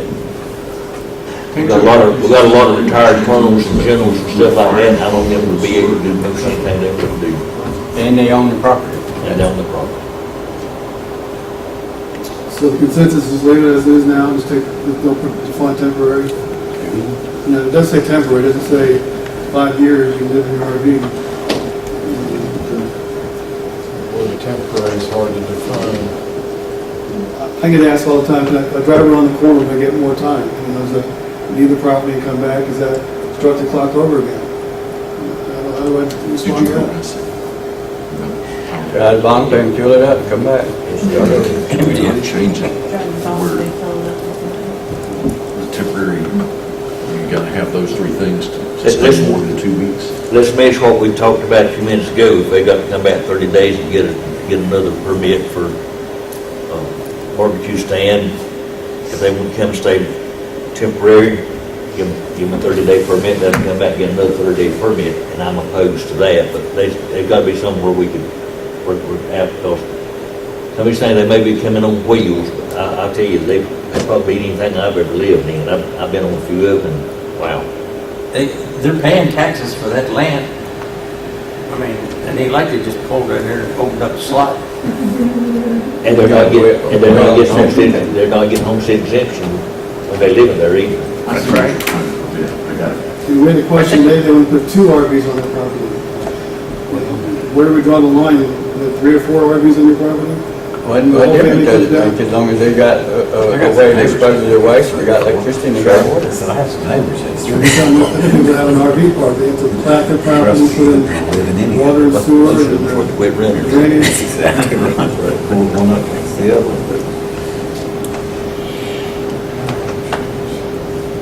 I was telling Steve, I believe growing pains hurts worse than anything else, don't they?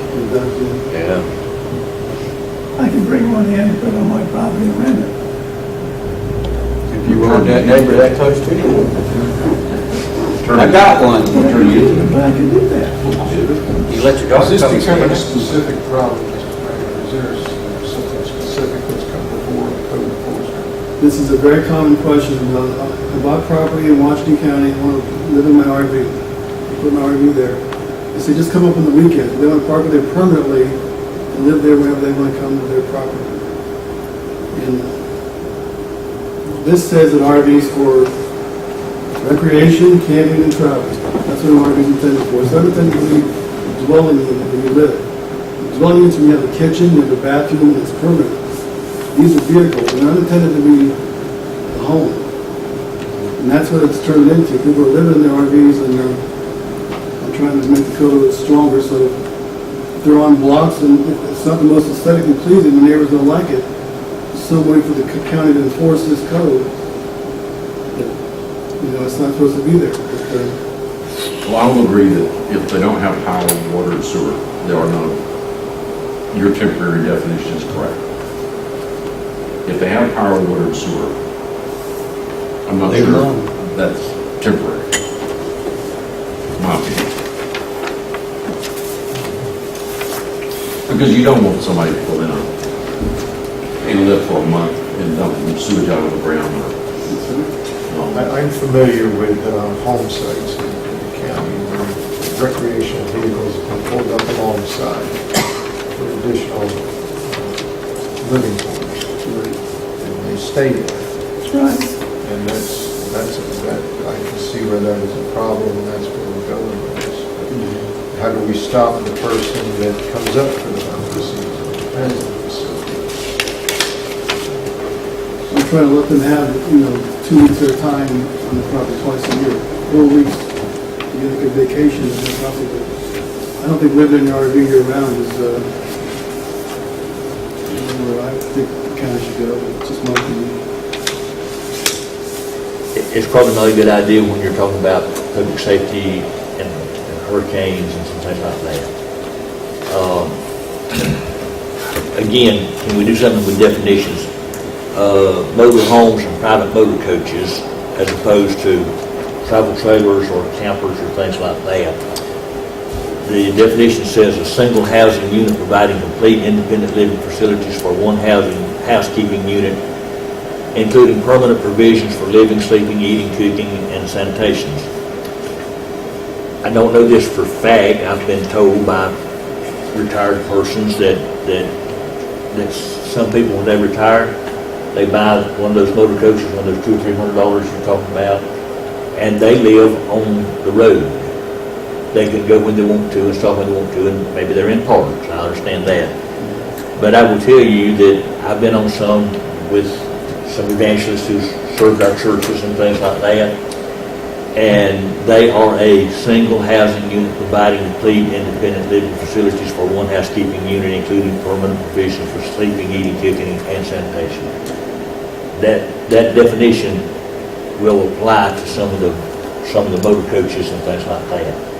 Now, if that person has 5 acres in Tumble Creek or someplace like that where it's a little rural, and they want to live there with power, well, and septic, and they want to winter there, I don't have much of a problem with that. Because they may just unhook one day and spend the next 3 months in Arizona or something else. But they want to come back after base, rather than build a house. They work all their life and retired and spend all the money they had, and that is their house. That is their home. Hurricane come and they leave. It just happens to be where they can relocate their home without Dickie Johnson. The question today was 2 brothers want to put their RV on the property. Could they have 2 RVs on their property? Could they have 3 RVs on their property? Or where do you draw the line as to when it becomes an RV park versus a private property? I think I don't know what to think. Just to start the conversation. If I have that piece of property and I have children, I don't even know about 2 pieces. I don't know about 2 mobile homes or 2 motor coaches or whatever you're talking about. Maybe not 2 at all. Maybe Wouldn't fall in the same category as single family dwelling? But would we give them permission to put 2 mobile homes? Are we 5 acres. Are we trying to regulate towards? On 5 acres, you can give Yes. them 2 both. Yeah, that's it. We're checking on that. You put 2 mobile homes on 5 acres. So easy. Well, no, I think you can put 3 mobile homes on 1 acre. That's on the land use. Septic tank requires Depends on the land use. I didn't hear you. Yes. It depends on the land use. Yeah. You gotta have septic tank well and all that there.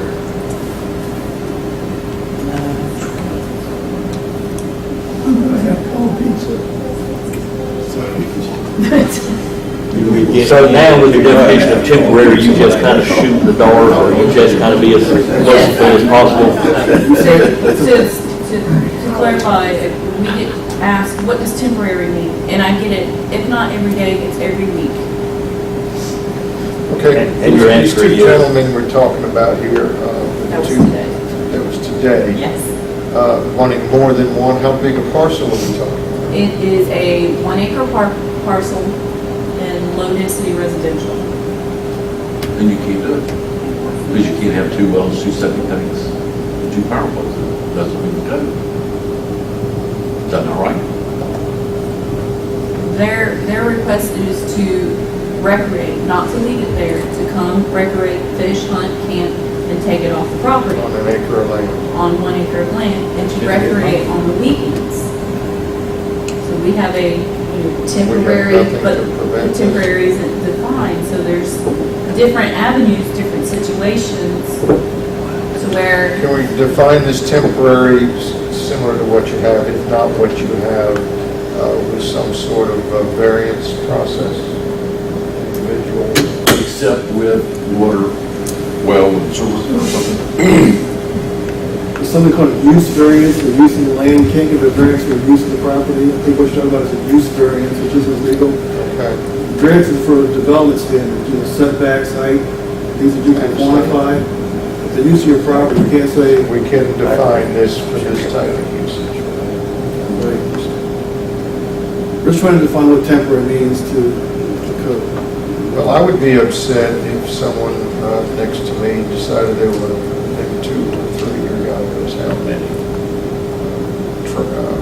RVs and decide to live there 6, 8 months, 12 months out of the year. That's skirting the rules. But don't they require a partner?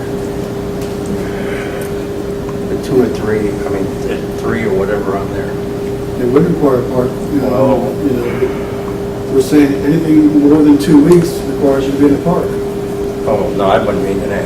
You're talking about density, and these aren't dwelling units, these are vehicles. And there's no density for a vehicle. You can't say you can have 2 cars or 3 cars on your property.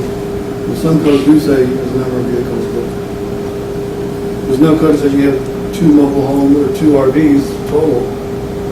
It says you can't live in it more than, 2 weeks or 6 months in an RV park.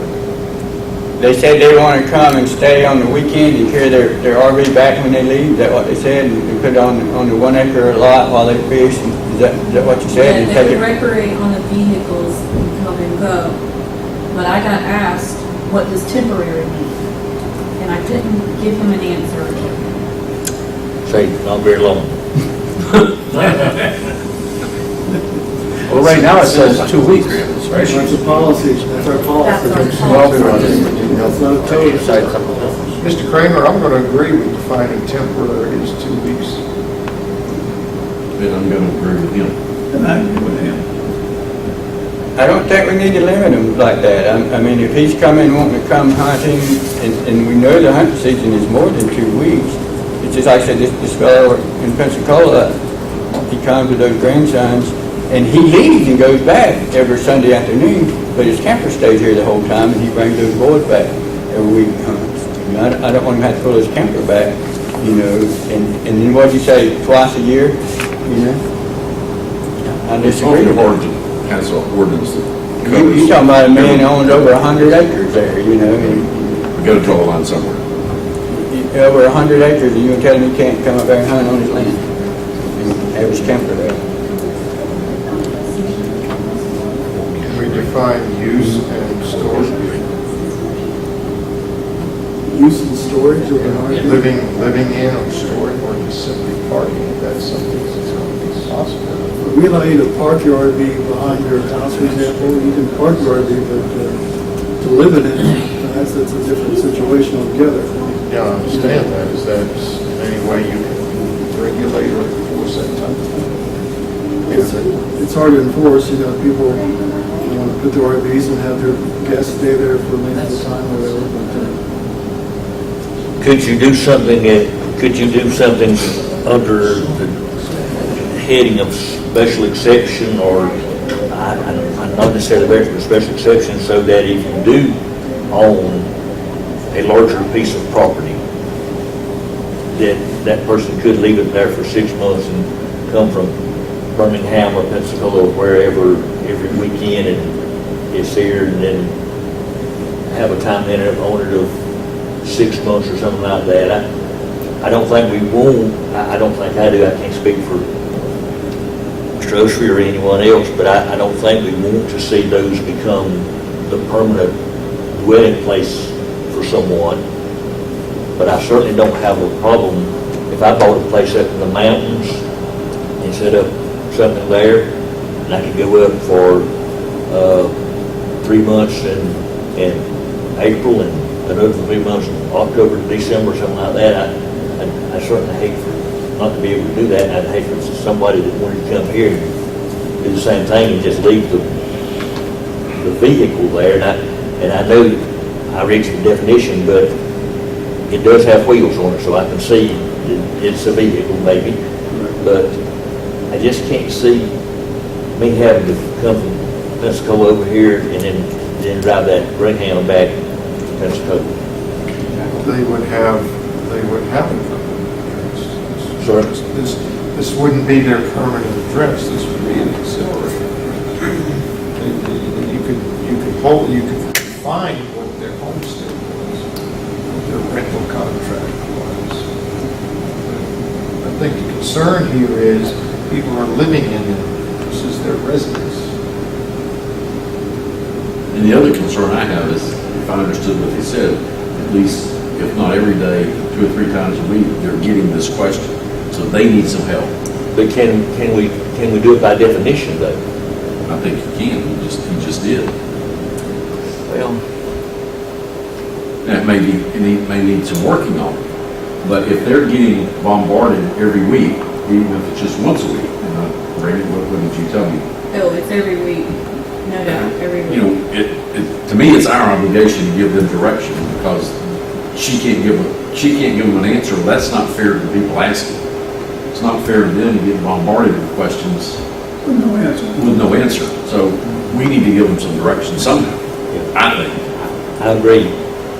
I just disagree with the 2 weeks. I think that's not. Well, I didn't say you had to agree with I that. understand. But I don't think we're to kick the can down the road. I think we need to help them. And if it's the hunting season thing, then would we reference seasonal here underneath temporary use or seasonal for RVs? Would we then, But if you do seasonal, then I don't hunt, but I fish. So I'm going to start in the spring and be here through the summer. I'd rather have a number, 30 days, 60 days, 90 days, whatever you want to make it, so if we had to enforce this, report a law, for example, we could, so on this date it was there, this date it was there, and it exceeds the code. That was, How long would we let somebody live in one to build a home? as long as the permit's active. Wow. That helped you a lot, didn't it? That could be 2 years. Exactly. that is true. I think I know why he's coming up with 2 weeks. That's probably about the limit of a holding tank before you need to dump it. Or a vacation for some people. I see where the 2 weeks is coming. I don't necessarily say I agree with it, but I see where it's coming from. But I think too, Mr. Morris both said well and septic tank would be a condition for it to be there, so we could, the holding tank wouldn't necessarily, if we use septic tank or some sewer treatment, that would not necessarily make it 2 weeks any longer. And a well, I think that the problems they're having are vacant land that doesn't have a power well and sewer. Is that well, correct? if we make power, well, and sewer a part of this, then that's not an option with them any longer. Would that problem disappear? You still want a timetable, don't you? If they want to stay for 6 months, it should be considered an RV park, and just for one RV. You come before this board and the county commissioners, and look at all the standards, water, sewer, whatever, dealt with, and codified into an approval. But this is just saying your vehicle, you want to pull your vehicle on there, live in it for 2 weeks, our policy, that's okay. If you live there for 6 months, you need to be in the RV park. But if you've got a well, septic tank, and electricity, then it's your property. And land ownership. That's right. If you come here and you don't own land, then find a RV park. Or just pull out their side of the road and no electric, no sewer, no water, yeah, you don't need to be there long. But if you've got well, septic tank and water, and you own that property, then I don't think you should be able to make them leave in 2 weeks. You just said Isn't something. there, we're having a problem with them using this as their permanent residence, is that correct? They turn into that, yes. Yes, they're turning into, and they're not designed to be permanent residents. What did you say, Bob? If we had If they're going to stay if we home had for a 6 months, they have to go before the county commissioners and do what? The code defines an RV park, up to 6 months you can live in an RV park. So if you have water and septic and power, just get an approval for an RV park and you stay there 6 months. We're not saying you stay there longer than 6 months, but every year you can come for 6 months. You want to stay in the winter time or any season of the year for 6 months, that's fine. We'll just get formal approval. We can regulate that if we have to, through code enforcement. But then you gotta be approved for an RV park, the way you're talking. You could have 2 RVs. You could have your brother's RV and your RV on there if you want to. I think you're asking too much, that's my opinion. I'm in favor of one on owner property of a certain size and with those amenities that we talked about. I would again, where's the park? There's one in New Hope, and I don't know where another one is, maybe one in Garden. Yeah, Ebro. So I'd hate to have to take my vehicle, my RV to Ebro when I own property in Kerrville, and then I got to drive from Ebro to Kerrville every day to hunt or fish, or over again to Country Oaks or some place like that, where there are some kind of pioneered and undeveloped areas. But I think so. If you look at our property owners in Washington County don't live here. You look at some big property owners out there, 200, 300, 400 acres of land and greater. And so if somebody comes in here and he owns 400 acres of land and he wants to pull out there for 6 months in the middle of it, and the next 6 months he may be living in Paris, I'm not too opposed to him living out there in the middle of that 400 acres. So what's the time frame that you would put on it? I'd say, if we've got to have a time frame, if we've got to define it, I'd say not less than 6 months. That lets me have the hunting season, that lets me have the fishing season, that lets me have neither Less season. than or not more than? You said less, you mean more? Not more Yeah, than? oh, yeah. You mean if he has a septic tank and all that stuff? Right. No, I think he should live there. Permanently? Yeah. But you can't do that. Well, if you want to live there permanently, maybe he needs to be. Maybe he'll build a house. Still. Now you're saying maybe. We know we don't want a school bus sitting there with nothing and them living there, and we've seen that. We've seen that. And we know we don't want that, you know, but a person coming here with a well and septic tank with their own property they own, with their RV and hunt season, fishing season, or whatever, I don't have a problem with that. I don't either, as long as there's a time limit of 6 months. Well, our One of the things that planning go- department is asking for a definition of temporary. So is it the consensus of the board that 6 months would be considered temporary? Yes. With a well, with a septic tank and with power. If we have to have a definition. One of the things that brought us here, one of the largest developers in the county, advertising Mother Earth, no codes, no restrictions, no something like this. And I remember our building office one time issued an electrical permit to a man who was making his home in a double horse trailer. And all he wanted was a quad plug on the side to plug in his coffee pot, his television, and a light bulb. And I know the health department, I know that there was a time that those people who were in charge had to move children out of the home because that same advertising that brought some people here to build a log crib like we used to keep corn crib, and children was there, no bathrooms, no showers and things like that. So we understand that there needs to be some protective services and some things like that. We're not talking about people that's going to be living in a horse trailer or a corn crib. Exactly. The motor coach, like you talking about, $200,000 and $300,000. That's nice. I mean, that's not just like a corn crib. Under recreational vehicle, do you need a definition for that? Does it need to be a tag? Properly insured for the road vehicle? Or are they just pulling up out there and allowing all this to expire? The last phrase is that as described by chapter 3020.014 statute, so the state defines what an RV is. And it's something regulated by the state of Florida Department of Motor Vehicles. It isn't something that the county planning department regulates RVs. We're not giving out permits for RVs either. We're not saying there's a permit to have an RV at the property. We're not permitting RVs. We're permitting houses and mobile homes and use of your property perhaps. RVs aren't something that we're regulating. Well, they're not going to, nobody's going to enforce a tag or the proper insurance to obtain that tag on a recreational vehicle that's parked on somebody's pasture. I agree. That would be, the sheriff's office would get in whether the vehicle is operable or not. There's something called an inoperable vehicle. If you don't have a tag on it or you don't have wheels on it, it's not operable. You have to sign off on that. Yeah, that's another issue.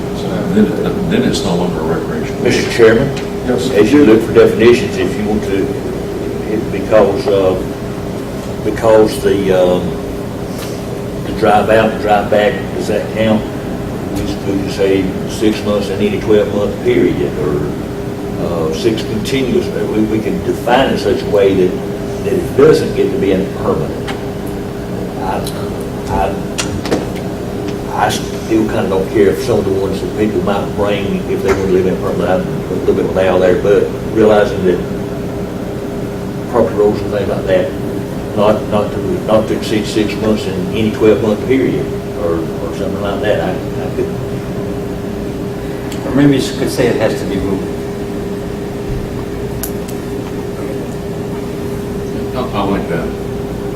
6-month period in any 12 months. With water power and sewer. So if I came here in April, May, and June, and come back in October, November, and December, I forgot my year. You've got your content in the Yeah. Does that help? Does that help? He asked me if we permit for RVs. What we have is a temporary use affidavit for an RV. For residents? No, for recreational purposes only. Lost you on that. I didn't understand what you were saying. So what the department has is a temporary use of an RV affidavit. Right now, that's what we have. And it's what we have people sign saying that they won't be permanently living in the RV. And this gives them how much time for that? There's no time frame? definition of time. No definition. So if we said 6 months today, the affidavit would still work, but, okay. I would be And I further wouldn't have a- able to clarify the affidavit, the definition of temporary, if that makes Would sense. 6 months be something you could work with? I mean, it's up to And the just board on what just you want to me to put that work into with. your affidavit, would that solve your temporary wording here? I can write that into the affidavit, but where do I have the backup for it? You know what I mean? We're gonna have to adopt, we'll have to adopt, yeah. After the adoption, yeah. And each time they come, if they come 6 months every year, let them permit for that 6 months or 3 months or whatever it is, not to exceed 12 not to exceed 6 in 12. Let them get a permit every time. And I'm not, Well, I asked them to fill out the land use application. I tell them that. You need to fill out the land use application. You can tell me, you know, are you putting a well out there? Are you putting a septic? Are you putting a power pole? I make them do a site plan. I make them provide me with the deeds to show proof of ownership. If they don't have ownership, they have to provide me with a letter of authorization that the owner that owns the property has given them authorization to place that on their property. I mean, yeah. Yes. Per IRS, 180 days is permanent. 179 or less would not be permanent. Simple solution. IRS concerning what? Your homestead, your permanent residence. You have to live in it 180 days in order to claim homestead. Well, I don't know about homestead, but to claim that as your permanent residence. Yeah, more than 6 months, that's your residence. It's less than 6 months, it's not your residence. So if we go with the 6 months, maximum any 12 months, that's not going to follow that rule because that's going to be contiguous. I know that if you get mail and stuff, it's contiguous. You got to be there 180 days straight. You can't just be there. Yes, Mr. Hartman. Keep this in mind, I get those permits every month, and I look at some very strict requirements for meeting hurricane standards, and very strict requirements to make sure mobile homes are well secured to the ground. It appears to me that we're thinking about getting a way around our building permits if we allow residential vehicles. They're not tied down, and it appears that that's a possibility, that people will do that rather than go through the mobile home and building process. But if we limit it, wouldn't that help? Right, we're not talking about using it for a permanent home, we're talking about using it as a recreational vehicle on your property with well and septic tank, you know. Temporary. Yeah, not as a home.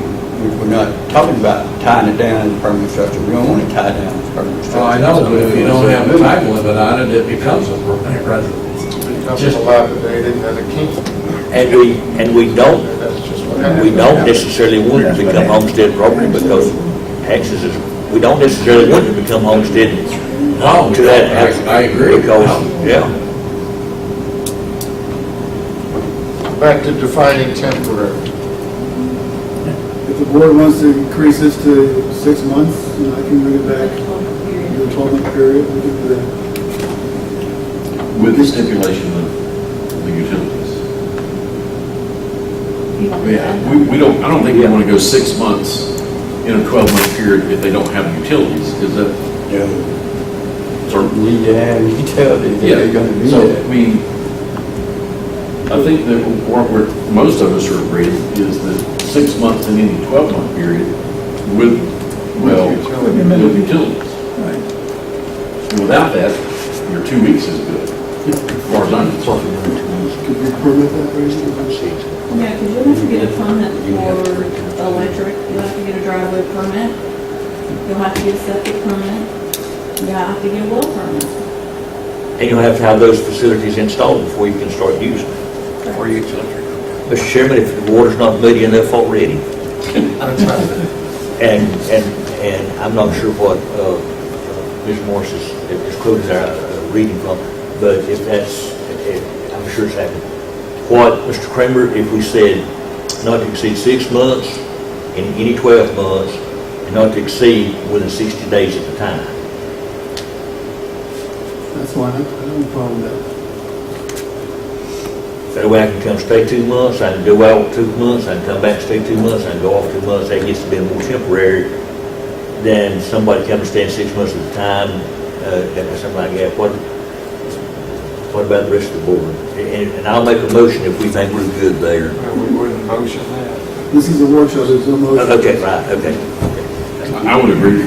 I don't have a problem with that at all, because then you're not telling them they can't come and stay on their property. Do we want to put limited lot sizes, acreage on that?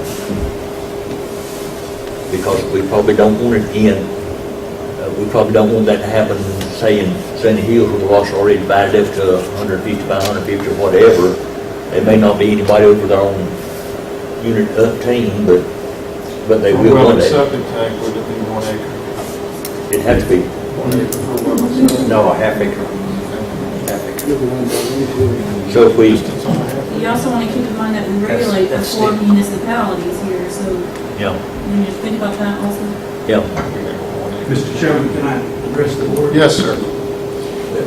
I happen to know of a family that has recently purchased a lot of property on the lake. I don't know if y'all's talking about anything specific. But the property is 45 foot wide. And we have a 10-foot setback. So they had like 25 foot that they could build on. So these people in their own mind, when they purchased this piece of property, had in mind that they would bring them a big travel trailer. Property already had a septic tank and a well on it. They plan to leave it there forever. And I can see why. You know, they live in another county and they come over and visit their property on the lake. When they're there on the weekends, travel trailers perfectly fine with it. I just want y'all to consider that when y'all are considering making stipulations. Was the property? I don't know if that's right or wrong. Was the property planted? Was the property planted? But it should be zoned, shouldn't it? I'm sure it's on residential. But that's actually just happened within the last month. And I've received a phone call from a neighbor and saying, they can't do that. You know, they parked it, I think, close to the property line, less than 10 foot. Says, well, they don't have a structure, they haven't built anything. And, you know, I think these people, when they had purchased this piece of property, they had that in mind And, she didn't want me to do anything with it. She was bidding, but, and I understand, but that person's within their property, and they've got a septic tank and a well there to do what they need to do, and they planned from the very beginning to just use that whenever they come to the lake and do whatever recreation they please to do. I mean, it's their property, and I don't know if it's a problem. I mean, but we need to look at the future. I mean, you take someone who's got a $100,000 home or a $250,000 home right there on the fence. You've got a try. I don't know if that's right or wrong, but I don't want to start telling somebody what they can do on the property. Neither person. But it does need to be. Was that a platted piece of property? Sir? Was that a platted piece of property? Yeah, it's part of that, and it was. If it's one of those that was pre-planned, there would be some exceptions, wouldn't there, or? There could be some deed restrictions as part of the plat, Yeah. certain requirements. And that setback may not even apply. I know Crystal Lake, we've had done all kind of things in our designs, double stories, Yeah. half stories. And I think they took like 3 lots at one time and divided it into 2 or 4. And there is some, and y'all know the people that sold the property, everyone y'all know the person that sold the property, but, the buyer from the very beginning just planned on, big enough to do what they wanted to do. Yeah. Thank you.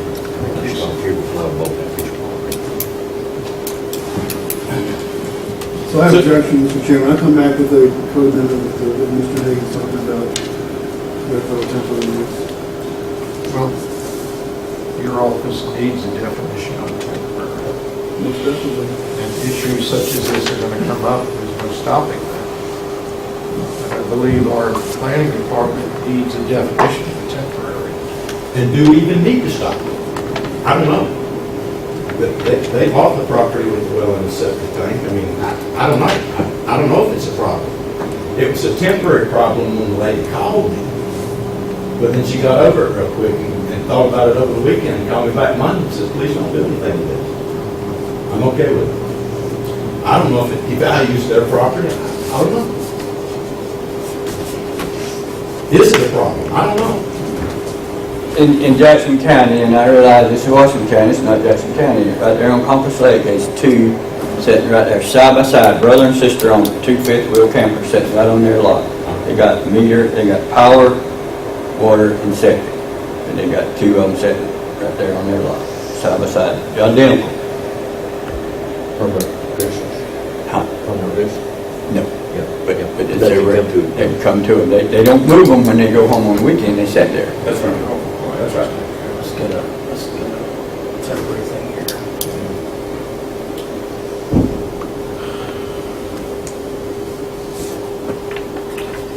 Mr. Hagan, what was your proposal again for giving some direction to the planning? To use the temporary definition, that it would be, in Mr. Kramer will make the wording work, that it would be not more than 6 months and any 12 months, and not to exceed 60 days at a time. That's fair, I understand. I can do that. To start. Yeah, I can do that. We'll come back to a public hearings and the community can make input and then go forward. And we don't have to accept this, it's just a recommendation. Sounds good. And I don't move, but I recommend that we move the meeting on. Public comments.